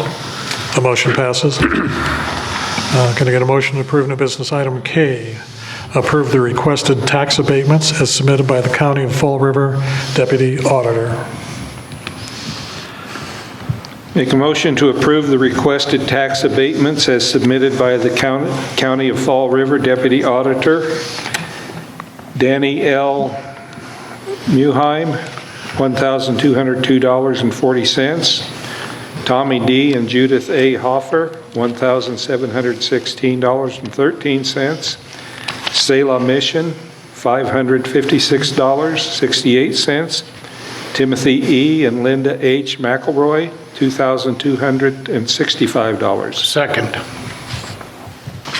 Discussion? All in favor? Aye. Opposed? The motion passes. New business item L. Can I get a motion to approve a future supplemental appropriation of $11,500 from the Liquor, Lodging, and Dining Fund? Make a motion to approve a future supplemental appropriation of $11,500 from the Liquor, Lodging, and Dining Fund, Building Repairs and Maintenance Budget, 211-21100-42520, for the immediate and necessary repair of the Mueller Civic Center roof. Second. Linda. Discussion? I thought we just got a new roof on this place. We did. Asked the same thing, Deb. You're right, it was expensive. Have been trying extremely hard to get some warranty work done, and they are failing to provide that warranty. We will be going after them legally, but if it was raining, you'd be feeling it. We need to do something about this roof. Not the same company though, right? No. Nope, that's why we're trying to find someone else to do it. We don't want them touching the roof anymore. Who was the original contractor? Freedom Construction. On one part. On the metal We roof. bid it out, three different. Freedom Construction. They subcontracted 2 parts of this job, didn't they? 3 parts? We bid it out in 3 parts, unfortunately. That'll learn you. Now, we're looking for supplemental appropriation 11.5. Have we got we're just at that point right now, or do we have a contractor in mind? So that 11 and a half would add to the 17,000 we already have budgeted. Our first quote to come in from Alice Exteriors is $28,000. They were very clear that once they get the first layer off, there can and is likely to be more damage and more cost. We are working with other contractors to get more quotes. We've had 2 of them refuse to bid it already after seeing the condition. So, You got my email this morning? yes, yep. Mayor, you did as well? Say again? You got my email this morning? I did, yes. Okay. Well, I'm good with the supplemental appropriation 11.5, but I think when it comes time to get some estimates, I think we need to get some competitive estimates. I think we need more than, just 1 or 2 sets of eyes on this. And so. By the time we get 3 quotes, we will have had at least 5 contractors look at it because we've already had 2 refuse to bid. Okay. And they are emergency repairs, so we'll do our best to get 3. Yeah, we just need to do our due diligence. We talked about this in Public Works when it came down to licensing. Had to throw that in there. What? Any other questions? All in favor? Aye. Opposed? The motion passes. New business item M. Can I get a motion to approve and authorize the mayor to sign a 3-year service contract with True Green? I make a motion to approve and authorize the mayor to sign a 3-year service contract with True Green at a cost of $18,176.60 annually. Breakdown is Parks, Freedom Trail, $10,174.41. Evergreen Cemetery, $4,946.66. Mueller Center, $1,442.57. And Wastewater Treatment Plant, $1,612.96. Second. Got a question on that last one. Once we get into this process, they won't really be able to be doing too much spraying over there. Will there be a price adjustment? Correct, and I have talked to Kevin with True Green. We will be able to remove this one when construction starts, and then you'll also notice in here is not Kidney Springs. We removed it because it is tore up with the bridge work right now. So this 3-year essentially locks us into the prices per Service? location. Per department, Yep, basically? yep. Yes. Okay. But we can make changes All right. as needed. Are they aware of, or could they be made aware of the hemlock that's along the Freedom Trail? And try to do something with that? I don't think the Freedom Trail's on here. I think we took the Freedom Trail off. Well, it says right up there, Freedom Trail. Yeah, I think the Freedom Trail is Parks on there. dash Freedom Trail. It was on the first version.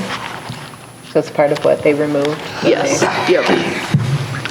The Freedom Trail has been removed from this. It's not on the version you have because their quote came in $4,000 over budget in parks. If I remember correctly, and we can reconfirm this with Kevin, but we have discussed that hemlock with True Green before, and Hemlock is hard to get rid of. You can control its growth, but you cannot kill it. And so close to the water and being licensed to do that, they weren't comfortable bidding it, but let's confirm that because that was a few years back when this same Because I've discussion came up before. noticed it's exponentially more from one year to the next. Yeah, it's a very hard and hardy plant to get rid of. And knowing the spray business out of California, I could honestly say I don't see too many spray applicators that are going to be sticking their neck out along that waterway. That's just the reality of it.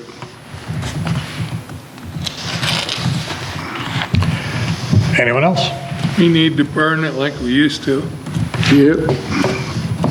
Is that hemlock? Is that kind of a woody plant, Dave? Yeah, it's got a very high resistance for heat, freeze, and natural predators. It's kind of like what we have down inside the river. You can take the tops off, but it still grows. You got to literally dig it up to get rid of it. And it can be dangerous. Yes, Yeah, you it need can a be hazmat dangerous. If you You go have in to. and manually remove it. You have to basically be physically protected, because if you stick your hands in your mouth, you will make yourself sick.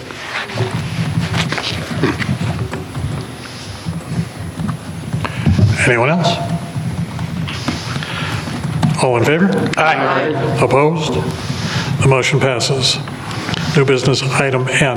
Can I get a motion to approve and authorize the mayor to sign the public sewer easement agreement? I make a motion to approve and authorize the mayor to sign the public sewer easement agreement between Fall River Ranch RV Resort LLC and the City of Hot Springs. Second. Discussion? So this is something that's been kicking around with P&Z and Public Works for quite a while. There are existing utilities in here that we didn't have documented easements for, so that's what this is cleaning up. All in favor? Aye. Opposed? The motion passes. We removed new business item O. Can I get a motion to approve an amended new business item P, reappoint Christine Heidebrink Make a to the motion. Planning and Zoning Commission? Make a motion to approve the reappoint Christine Heidebrink to the Planning and Zoning Commission for 5-year term, 2026 to 2030. Second. Discussion?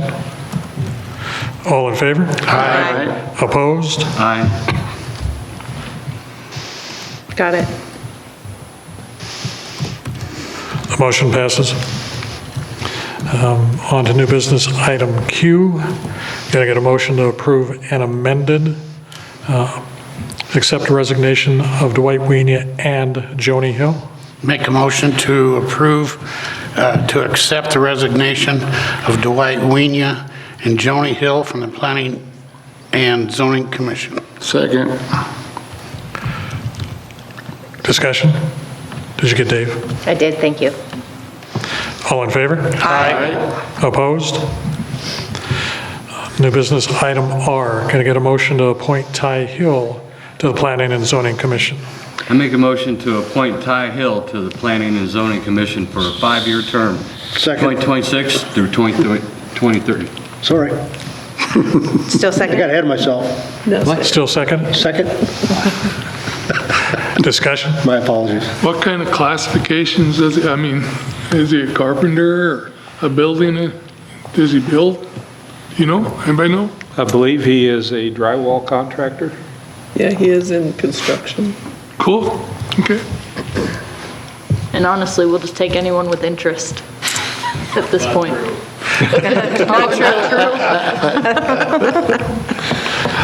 Don's been very selective in who he asks to be appointed to the commission.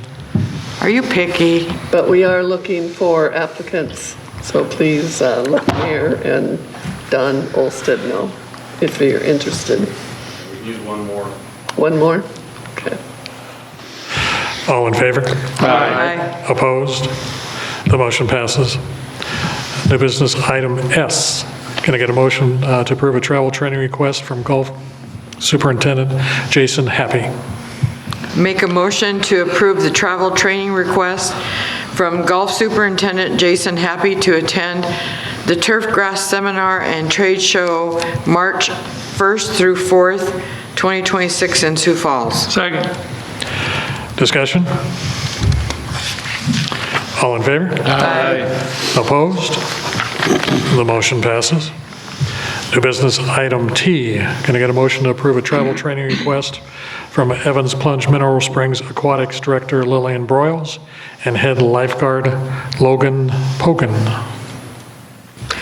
Make a motion to approve the travel training request from Evans Plunge Mineral Springs Aquatics Director Lillian Broyles and Head Lifeguard Logan Pogan to attend the aquatics workshop on January 28th in Rapid City. Second. Discussion? All in favor? Aye. Opposed? The motion passes. And on to our last new business item U. Going to get a motion to set a public hearing on February 17th, 2026 at 6:30 PM on the wastewater system improvements project. I make a motion to, to have a shoot biscuit. That's okay. Huh? Is that? Here, give him a reader. Here we go.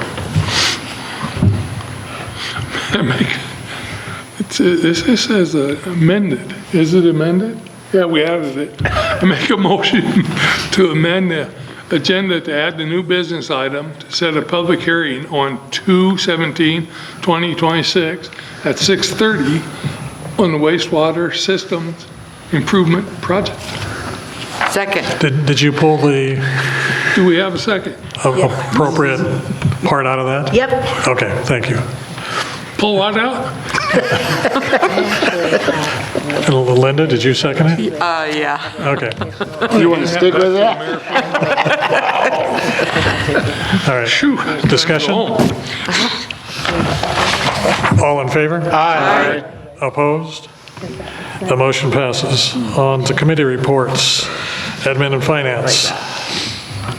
Admin and Finance will meet next Monday, the 9th at 1 PM here in the Mueller Civic Center. All are welcome to attend. Thank you. Custer Fall River Regional Waste Management. Craig? My next meeting's March 5th at 6 PM right here at the Mueller Center. Thank you. All is welcome, but nobody comes. Historic Preservation. Deborah? Historic Preservation meets this Wednesday, the 4th, 5 PM here at the Mueller Center. Thank you. Parks, Recreation, and Beautification. Linda? Randy? Okay, after some discussion, we postponed the February 4th meeting, and we'll have it on March 4th at 1 PM at the Mueller Civic Center. Thank you. Planning and Zoning. Deborah? Yes, Planning and Zoning met 6 PM, January 21st at City Hall. Let me get to the beginning of it.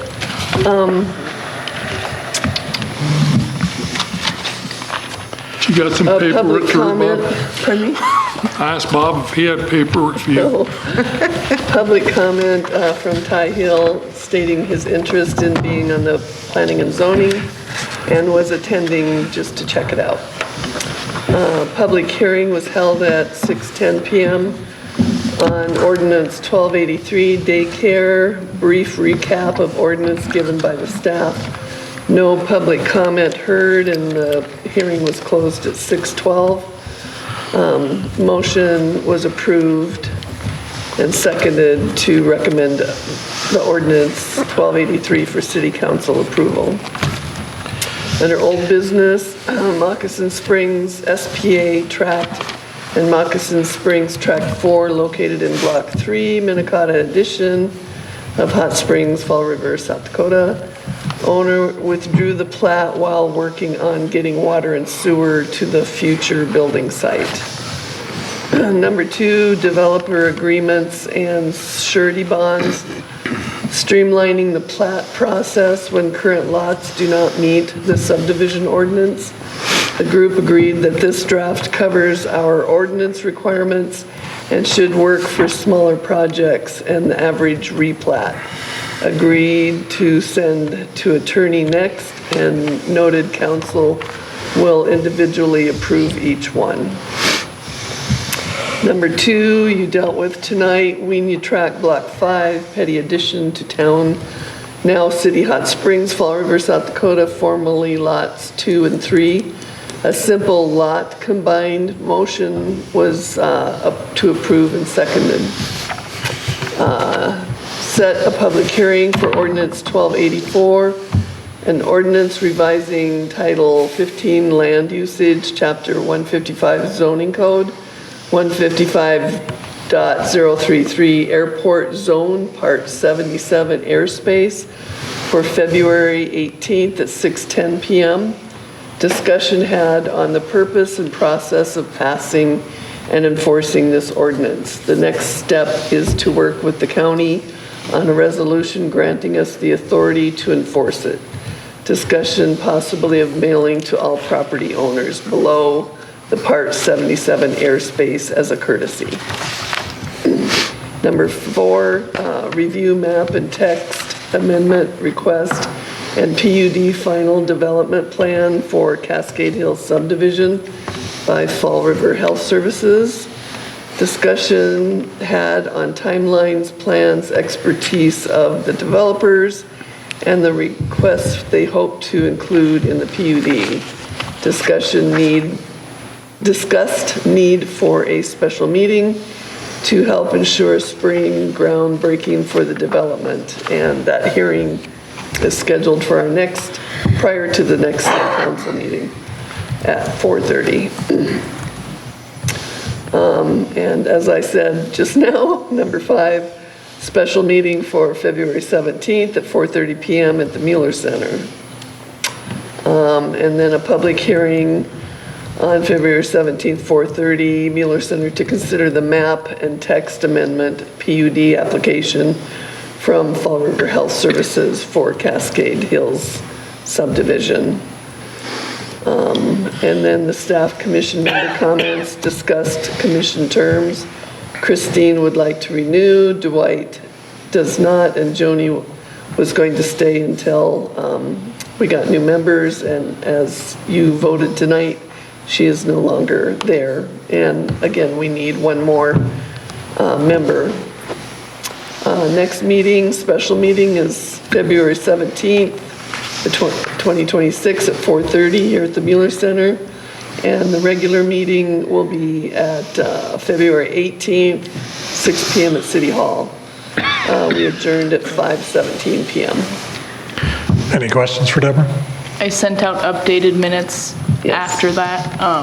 We also set a public hearing on the tax increment financing district, number 4, for that same night, the 17th at 4:30 after the other hearing.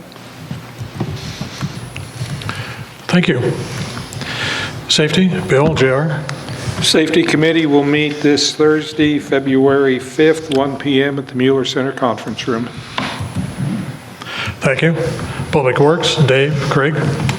Public Works, I owe you one. So going back to January 6th, which was actually supposed to be December, but we actually postponed and moved it to January 6th. Public Works meeting, we had to adopt an amended schedule, moving old business to the end because we had such a long meeting. New business, tap fees and stub out fees on privately funded main extensions. We discussed that. Still looking at those and coming up with some more information. Free dump week. We're looking at June 8th through the 12th of 2026. Number 3 was ordinance 1281, chapter 94, streets and sidewalks, contractor bonds and trenching permits. This was a long conversation and is still being reviewed. Number 4, ordinance 1282, chapter 110, licensing and insurance requirements and project valuations. That was an ongoing discussion, and that was actually both 3 and 4 were set to be re-evaluated, and will be, once more information comes together and more of alignment, which what works for the city, will be discussed again. Number 5, billing dilemmas with wastewater treatment plant bond surcharges. These are numerical lineup with VA State Home, lack of meters, which we are looking at updating the meters and still receiving information on those and making up our mind what would be the best to use and what is the best technology out there. B would be seasonal shutoffs. These mainly talking about snowbirds and those that do a lot of traveling. Lawn meters were discussed. Some folks would like to have meters just for their lawn, not for their home, to separate the two. Problem being is we do have an ordinance where each property dwelling has 1 meter. And so that pretty much is going to die, in my opinion. Vacant homes for sale and abandoned, etc. How to compensate the city and how do we figure that into the charges? For number 5, remember we were talking about the dilemmas we were having with the bond surcharge with the wastewater treatment plant and commercial users. After discussion and then discussion with the mayor, we believe that this would basically be best served in finance and administration. It kind of does not make sense for Public Works to be trying to step into the role of administration and finance and vice versa. So it was recommended for those, number 5, billing dilemmas, to go back to admin and finance. Staff reports we went through very quickly, and at the end of that, nothing really to explain to the public on that. We're just reviewing some of the things that we actually went through from new business, 1 through 5 and A through E. And then we watched a video of the Van Orman sewage line come apart. And really, to be honest with you, in my opinion, I cannot speak for Craig, but it did not really give me any more definitive information one way or the other, besides the fact that Mr. Van Orman, on the 3rd meeting, decided that he wanted it to go directly to our insurance. At that point, at this meeting, even though we had told him we would watch this video and go through it with him, it was taken out of our hands because once it goes to the insurance company, we do not have too much of a say to it. Those present at that meeting, Mayor Bob Nelson, myself, Craig Romey, Deb Johnston, and Jerry Telkamp. And those from the public were Rod Reynolds, which actually was the sewer line repairman for Mr. Van Orman, and Mr. Van Orman himself. Moving on. Public Works meeting, Tuesday, January 27th, here at 1 p.m. Old business, ordinance 1281, chapter 94, streets and sidewalks, contractors and bonds, trenching and permits. Like I said earlier on the other meeting, that is still ongoing, and that would be number 1 and number 2. Number 2 being 1282, chapter 110, licenses and requirements and project valuations. So we are still aligning those and see what's going to work best for our community. Number 3, recreational vehicles parked on the streets and right-of-ways long-term. We discussed that. We had Chief Norton there, and he explained what they were doing, but how their process works for this. And for the most part, it seems like people are working to get their stuff out of the way. I will let Craig give his evaluation of what he thought on that. Do you want to say anything now, Craig? Or do you want to wait to the end? I'll wait to the end. Okay. New business, free dump day. We have taken a good look with Ariel Elson. She pretty much got the information, put the information together for us, and we're thinking that we would like to have a free dump day. As far as council goes, I imagine this will come before you on Saturday,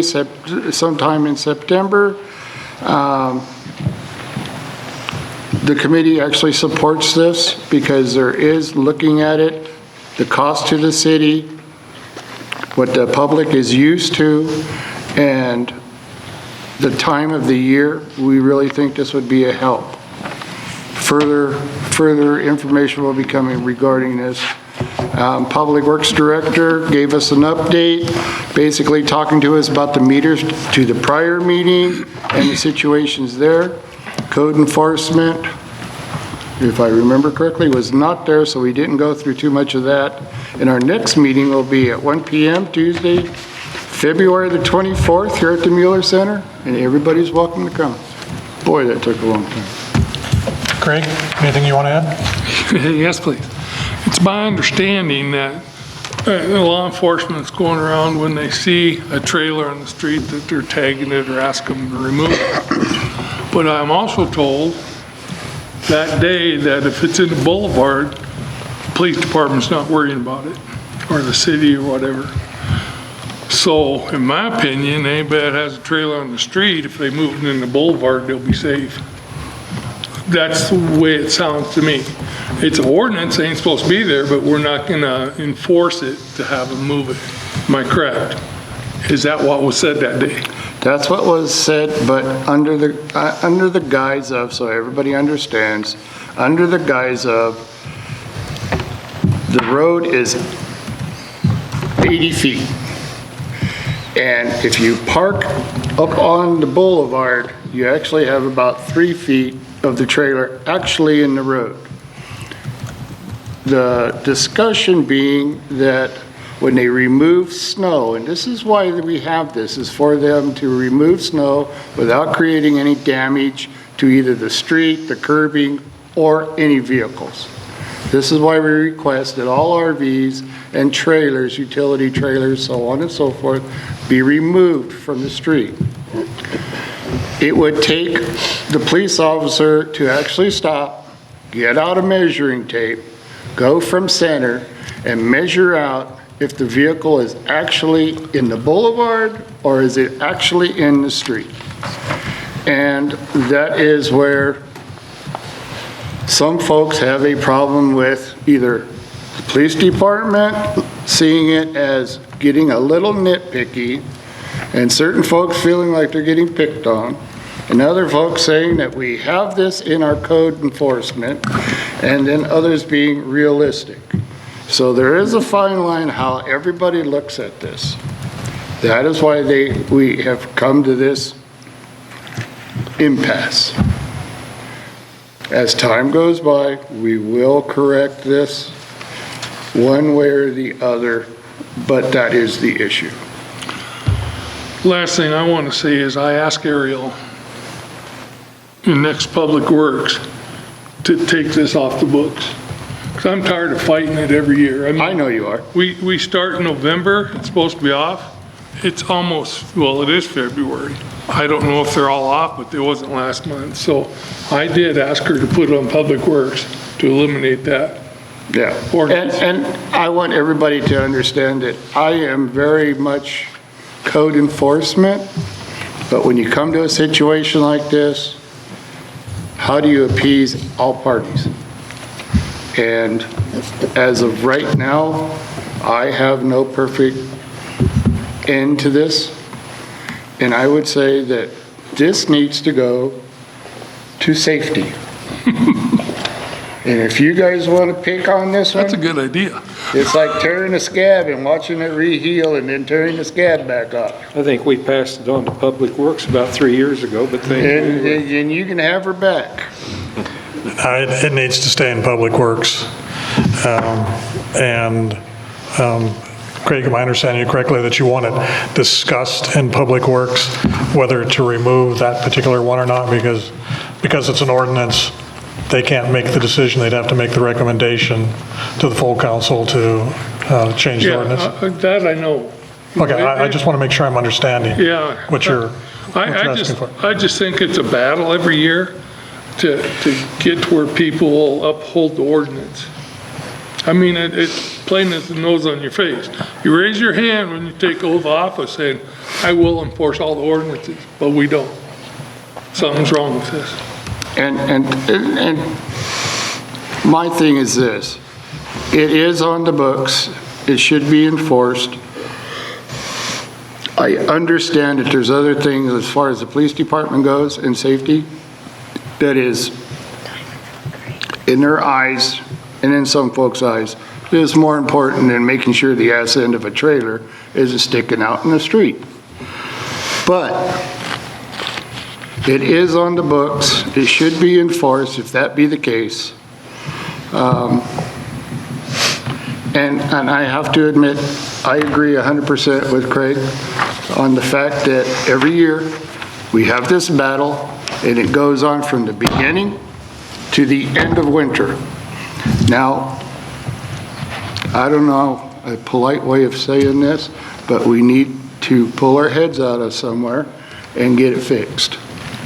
Because if we remove it, wouldn't the battle now then be passed on to our employees trying to remove snow? Yes, So we and do that's have why I some that are say I am all for enforcing it, but we have to come to an impasse of how are we going to do that? And if we're going to do that, we need to label these streets as being a headache for this situation, and no matter what, they are to be removed. That's the only way that I can honestly see to do that. But it's also an ordinance that, that piece between a sidewalk and the street, nothing can be parked on that. Yep. So is that the part you're recommending removing? No, I No. mean, The all whole of thing. it. Because, and I ain't saying who, but it came up in that meeting that we're not enforcing that in the boulevard. Why, I don't know, it's an ordinance, why we're not, but that was brought up. So as far as I'm concerned, we could take it off, pass it off, but it's still going to be the problem. It doesn't matter. It's still going to be a problem. So we either deal with it or we don't. And I am all for just coming up with a solution and making that the firm. That's how it's going to be done. I guess we'll talk about it in Public Works. Yep. To be continued. Also, on the topic of Public Works, I want to clarify, we're recommending replacing the September free dump week with a Saturday one-day free dump event. Thank you. After reviewing the historical utilization of the September week compared to the June. We're recommending kind of a test run and just see how that goes. Good idea. Thank you. Will it come That before was her council? idea, by the way. Yeah, Good that was. idea. Would you guys like Ariel's that idea. to come before council as an official Because we action? usually don't set them with you. Well, the committee, as we discussed it, and Ariel just explained it, we want to support that. Yeah, We like that. We that both to said be- yes, so, Yes. you know, if everybody else thinks that's a good And I have it idea. down on my documentation that committee says yes. It is a Saturday where most people's off work, so they can use that, utilize stuff during the week. It makes it very difficult when you have it during the week, and most of the people that want to utilize it are at work. Some get off at 5, 6, and 7 o'clock. By then, it's shut down, it's done, it's over with. So for those who didn't get the chance to do it at their lunch hour, burning their lunch hour, we figure this would actually be a benefit to all them. It just takes some finagling to either adjust the employees' days off or paying overtime. Yeah, So we that already will got need that to be worked out, too. discussed. We expanded hours a few years ago without council approval, so that's why we're just looking for clarification if you'd like this to come before you, or if we just give it a test run and report on the results. I would go for the test run. That way we know it works and we know how our employees feel about the situation of us doing it. And if that works out well, we'll review it again at the committee and we'll give you our final okay or no. Because we talked about Public Works, let the employees say what they want to do, whether they want overtime or time off. Right. So it's up to them. Yes. Yep. That was the mayor's idea, which is a good idea. It's It fair. is a good Yes, idea. Thank you. Yeah, And it's well, being fair to our employees, and that's what we want to do. And we have not picked that Saturday yet either. I want to get with the crew and make sure they're actually going to be around before we set a date. And see Don't do who's it during taking hunting time off at that time. Avoid hunting season. Go ahead, Bob, I'm sorry I cut you off, I'm sorry. No, I just agree with what Craig had said, that when it comes to either overtime or flex time, whatever the right word for it is, I just want the employees to understand there's not an expectation that you'll reschedule your work to avoid paying overtime. If you want overtime, you're entitled to the overtime. So, thank you. Craig, did you have anything else you want to add? No. Okay. Now I'm all caught up. Mr. Mayor, I've got a question. This is for either Dave or Craig. Hitting the rewind button for just a moment. Can you give us a status report on where we're at on the fire hydrants? Or have we maybe taken hiatus because of the weather? We took a hiatus for the weather. The program's going to be picked back up in the spring. And We had to order some new valves. we had to get some more stock in, so in the process of the whole conversation, we're going to reevaluate once we get our stock in, start the program all over again.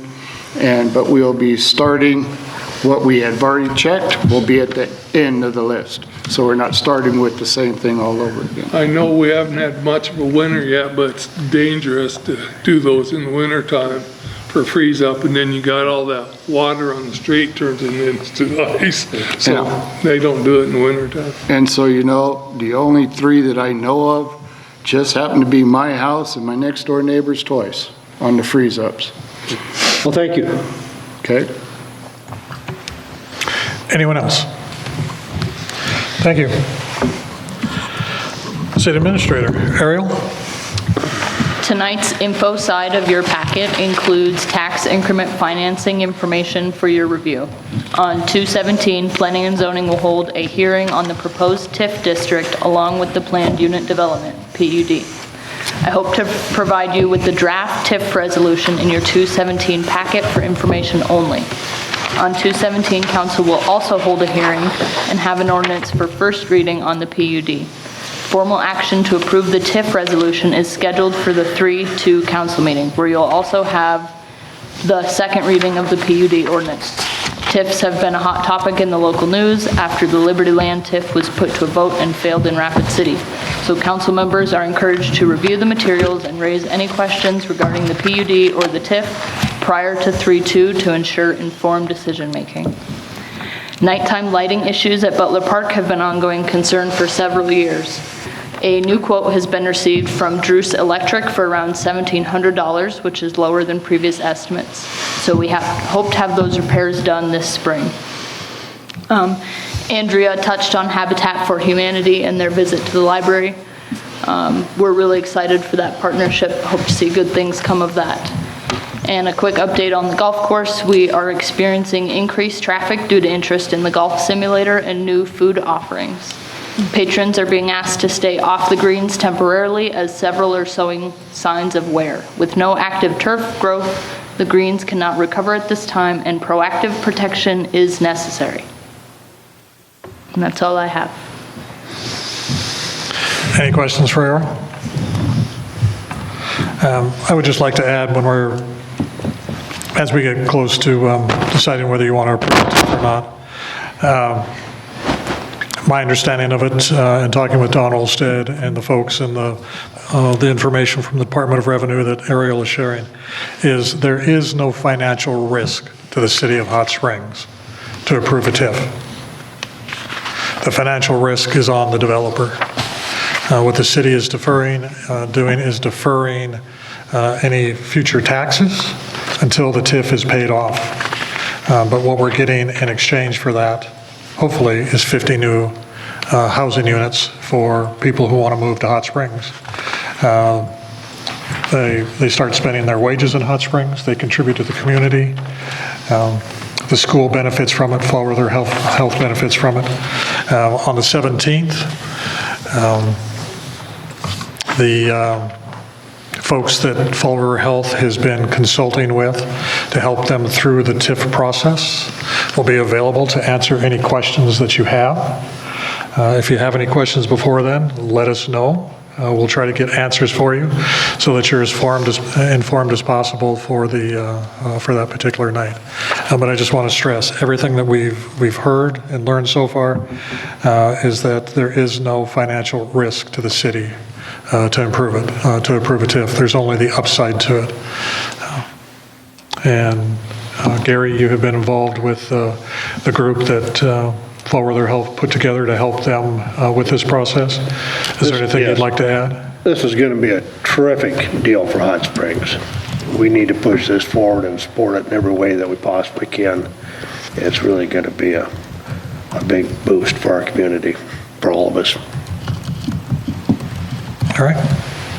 The only thing that bothers me about that, I agree with you 100%, but do we have enough water pressure for all those? Yes. Our water study said that we did. We had to do a study and essentially certify that we could provide them the water before they could even apply for their grants and loans. And that's without a new tank up there? Yeah. Yep. Yeah, AE2S did the study. I knew they did a study, but. And we passed. Good question, though. Anyone else? All right. Finance Officer report, Misty? All of you have received in your packets the monthly finance officer report for January. It's through the 28th. It doesn't include all of the month due to timing. Like those of you that have been here in January's prior, there's a lot of red on these reports. I do like to remind you that we have developed a solid budget for 2026, and if we adhere to it, I expect this condition to improve as the year progresses. I give you an update on the W-2s and 1099s for 2025 year-end reporting. The City of Hot Springs had 158 W-2s to provide and 21 1099s. The information has been sent to the required places, and it's been accepted. Both of the W-2 to Social Security and the 1099s to the IRS have been submitted and accepted. We have submitted our 2026 SDPAA, which is our insurer, the South Dakota Public Assurance Alliance, our anniversary rating supplement and renewal.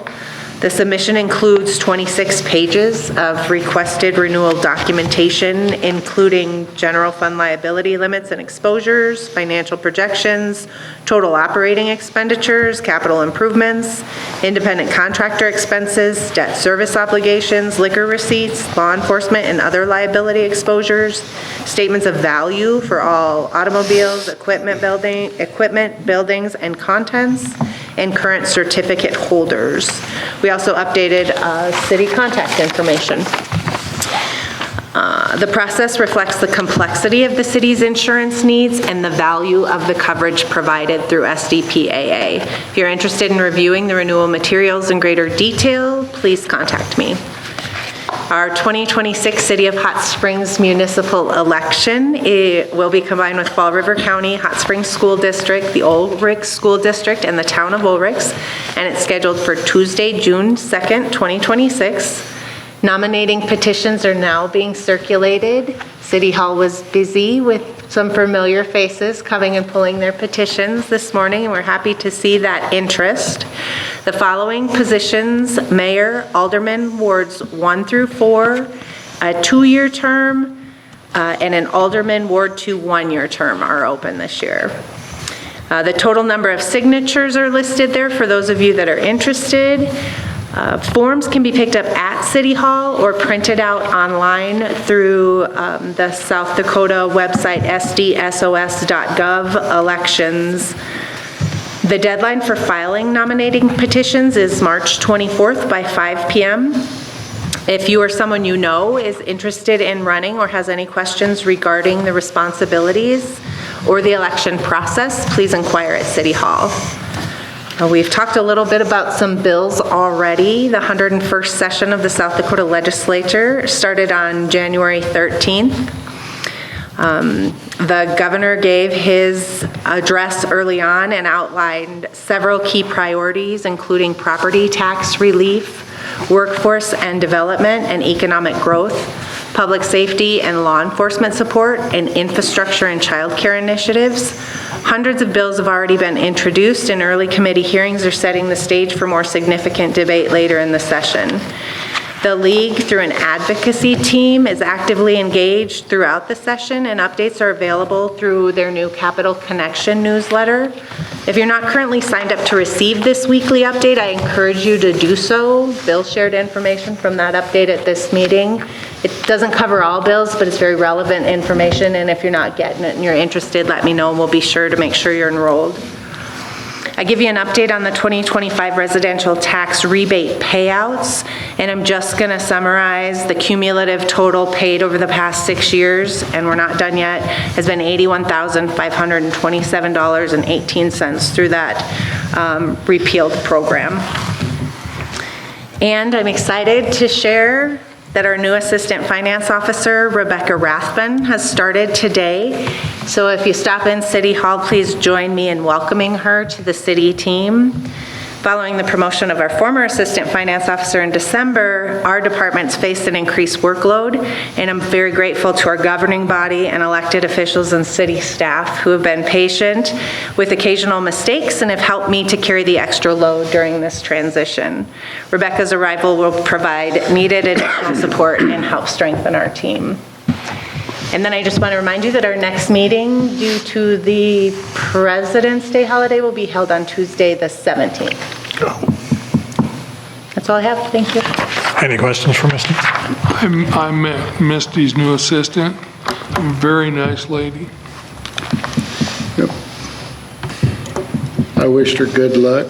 She might want to buy a stock in Anniston or Aspirin. Yeah. We're trying to phase her in real gently this time around. We developed an onboarding plan, and we're, instead of just drinking from the whole hose all at once, we're trying to ease her into the position as best we can. She thought she was going to have a garden hose, and you hooked her up to a fire hose. But we haven't turned it on full blast yet. Oh, okay, okay, all right. But we wish her good luck. Thank you for those of you that have welcomed her already.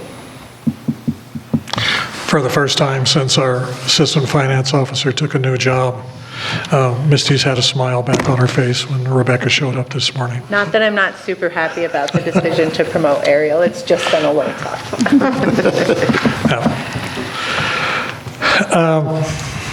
I don't have a report for you. I want to have a conversation with you.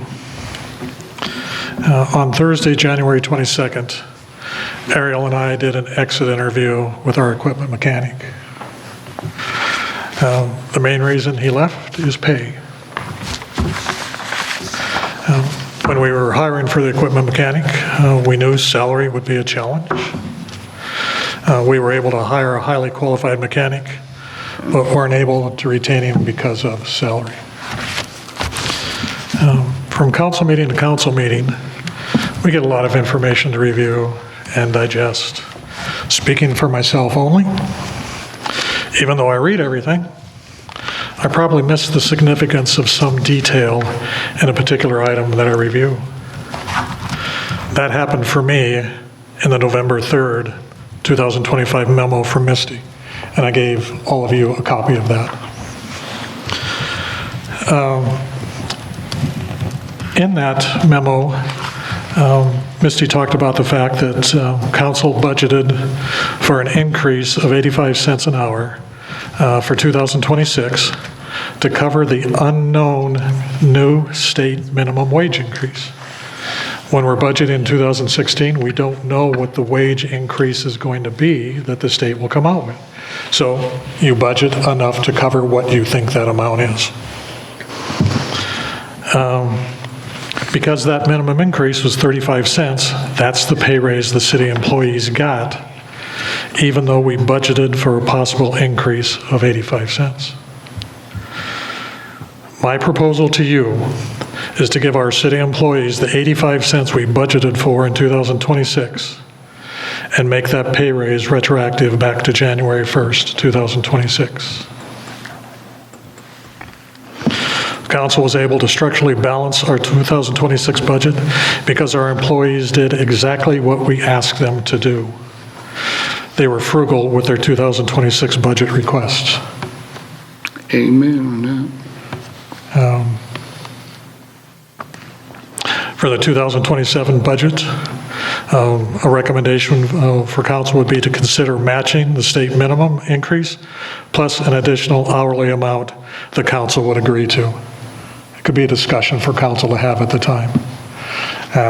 There's a lot of folks, a lot of city employees that looked at that city budget and looked at 85 cents and probably thought, we're going to get an 85 cents an hour increase. We budgeted for it. It's in there. I think they deserve it. So that's my ask to you, is to make this an agenda item on your next council, to approve the 85 cents an hour increase that we budgeted for and make it retroactive back to January 1st. Why did we not give them the raise if we budgeted for it? Because council, and it was on your January agenda too, because previously we would pick an amount for full-time employees, and then the state sets the amount that we give the raise to part-time employees. And we had issues when those weren't the same. So 2 years ago, we began estimating what we thought it would be, which is very difficult. It's been 35 cents, it's been 85 cents, it's all over the place. We don't have a way, they don't come out with it till after we budget. We don't have a way to know.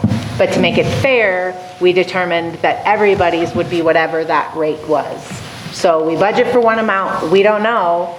The state uses a formula that uses CPI and an adjustment rounded to the nearest 5 cents. So they have a formula for their determination. We don't. We're just estimating, hoping we guess right. So 2 years ago, we determined that the amount would be the same. First year, it was more than what we budgeted for, so everybody got more. This year, it was less, so everybody got less. The other thing you decided last year was we've been playing catch up every 5 to 10 years on our top of steps. So we haven't been changing those until we have a wage study or somebody applies for a position and says, I'm not making enough, and then we pick and choose by position whose rate we would increase, which obviously for everybody else that stays and works is not fair. So you made the determination that we would take that increase that's provided every year as the adjustment set by the state, apply it to everyone, and apply it to the top of steps of full-time positions. Now, if we're just picking the amount and we're doing it because we budget it, there's no science to that. Our objective when we do the budgets is to anticipate almost every expense we could have. We don't want to under budget in expenses, but we want to be modest when we do revenues. So we try to cover what it might be so we're not short and you're not having to additionally appropriate. So if we're going to go based on what we budget, we're going to need to budget more so that we're not less, and then you're going to give them more under no other determining factor than we did a best guess to make sure we didn't run short. These are decisions council made based on recommendations. They've been going on for the last couple years. We've made a lot of changes, so employees have been here for a long time. It's difficult to keep track and explain why some people get a certain increase and others have other increases. So any change going forward, I want you to understand all the impacts that that'll have and the implications of giving what you budgeted for. Are you giving it to everybody? Are you just giving it to part-time people? Are you just giving it to full-time people? Are we still including it in the top of step? All of those things should be discussed before this determination is made. So this 85 cents. I believe it was 75 cents. I don't know if I typed that in wrong, and I can't pull up the budget right now to see, because I'm not connected, whether it was 75 or 85, but the state gave us 35 for the part-time. It's actually just for minimum wage, and you as employers have determined that it's fair to apply that to all part-time positions, because you just bring up the minimum wage and you don't bring up the person who's already above minimum wage. They're just closing that gap. So the state has determined the minimum wage increase of 35%. We applied that fairly to all part-time and then also applied it to all full-time. So if you make this change, are you also going to increase all the part-time up higher than the state required? And then what happens when the minimum wage is set and we're way higher than that? Are we still going to continue to give what we budgeted? to everybody every year as an increase? What I was trying to get at, do we have the money in our budget to do that? We did budget our estimated salary and wages off of that increase. So there was money in there for that, but we haven't used it. We did our best to estimate that, but it came in at 35, so. But we there's have not overtime, used what we there's holiday budgeted. pay, there's what? We have not used all that we budgeted. Well, it's January, so obviously not, because that's for the year. I would say put the information together, let each and everyone on the table review it, and then get together and we'll discuss it. Agree. Agreed. Yes. Because what we can do this year doesn't necessarily mean we can do that every year. Well, and if we're gonna set an amount and then give it anyway, we're probably gonna estimate lower, and then if the state chooses an amount that's higher, you're gonna have to supplement your budget, because if we constantly go higher, which we have done, because we wanna make sure we have enough budgeted to cover the increase that we're not aware of, if we're gonna make it higher and then you just give that higher amount anyway, that, Everybody sitting at this table knows what it's like every budget year. And I'll be the first to admit that I was awful pushy on having a balanced, real balanced budget, no supplement. And everybody worked real hard. as you should. Everybody at this table and everybody that works for the city worked real hard for that. And hopefully we'll have another one coming up. It's state law and it's a requirement, so I'm really glad that you did So, what you're supposed to do. yep. I, for one, can see there's a lot of moving parts here. And I'd like to sit down with Misty and discuss this at some length. Yeah, I'll work with Ariel to put something together for you to review. If we can get it before so that you can vote on it on the council meeting, or include it as info only, we'll work on that. Thank you. That's all I have for you, unless you have any questions for me. All right. Well, that brings us to Executive session? a motion for executive session. Make a motion, the council goes into executive session in accordance with South Dakota Codified Law 1-25-2-1 personnel. Second. Discussion? All in favor? Aye. Opposed? The motion passes. There will be no action taken after executive session. And if Recess. there will be a brief recess before executive session, and it will be just the council and our attorney that will join us. Sorry, ladies. That's fine. Oh, no, not me. Get yourself in there. No, I'm kind of frightened. I don't like to say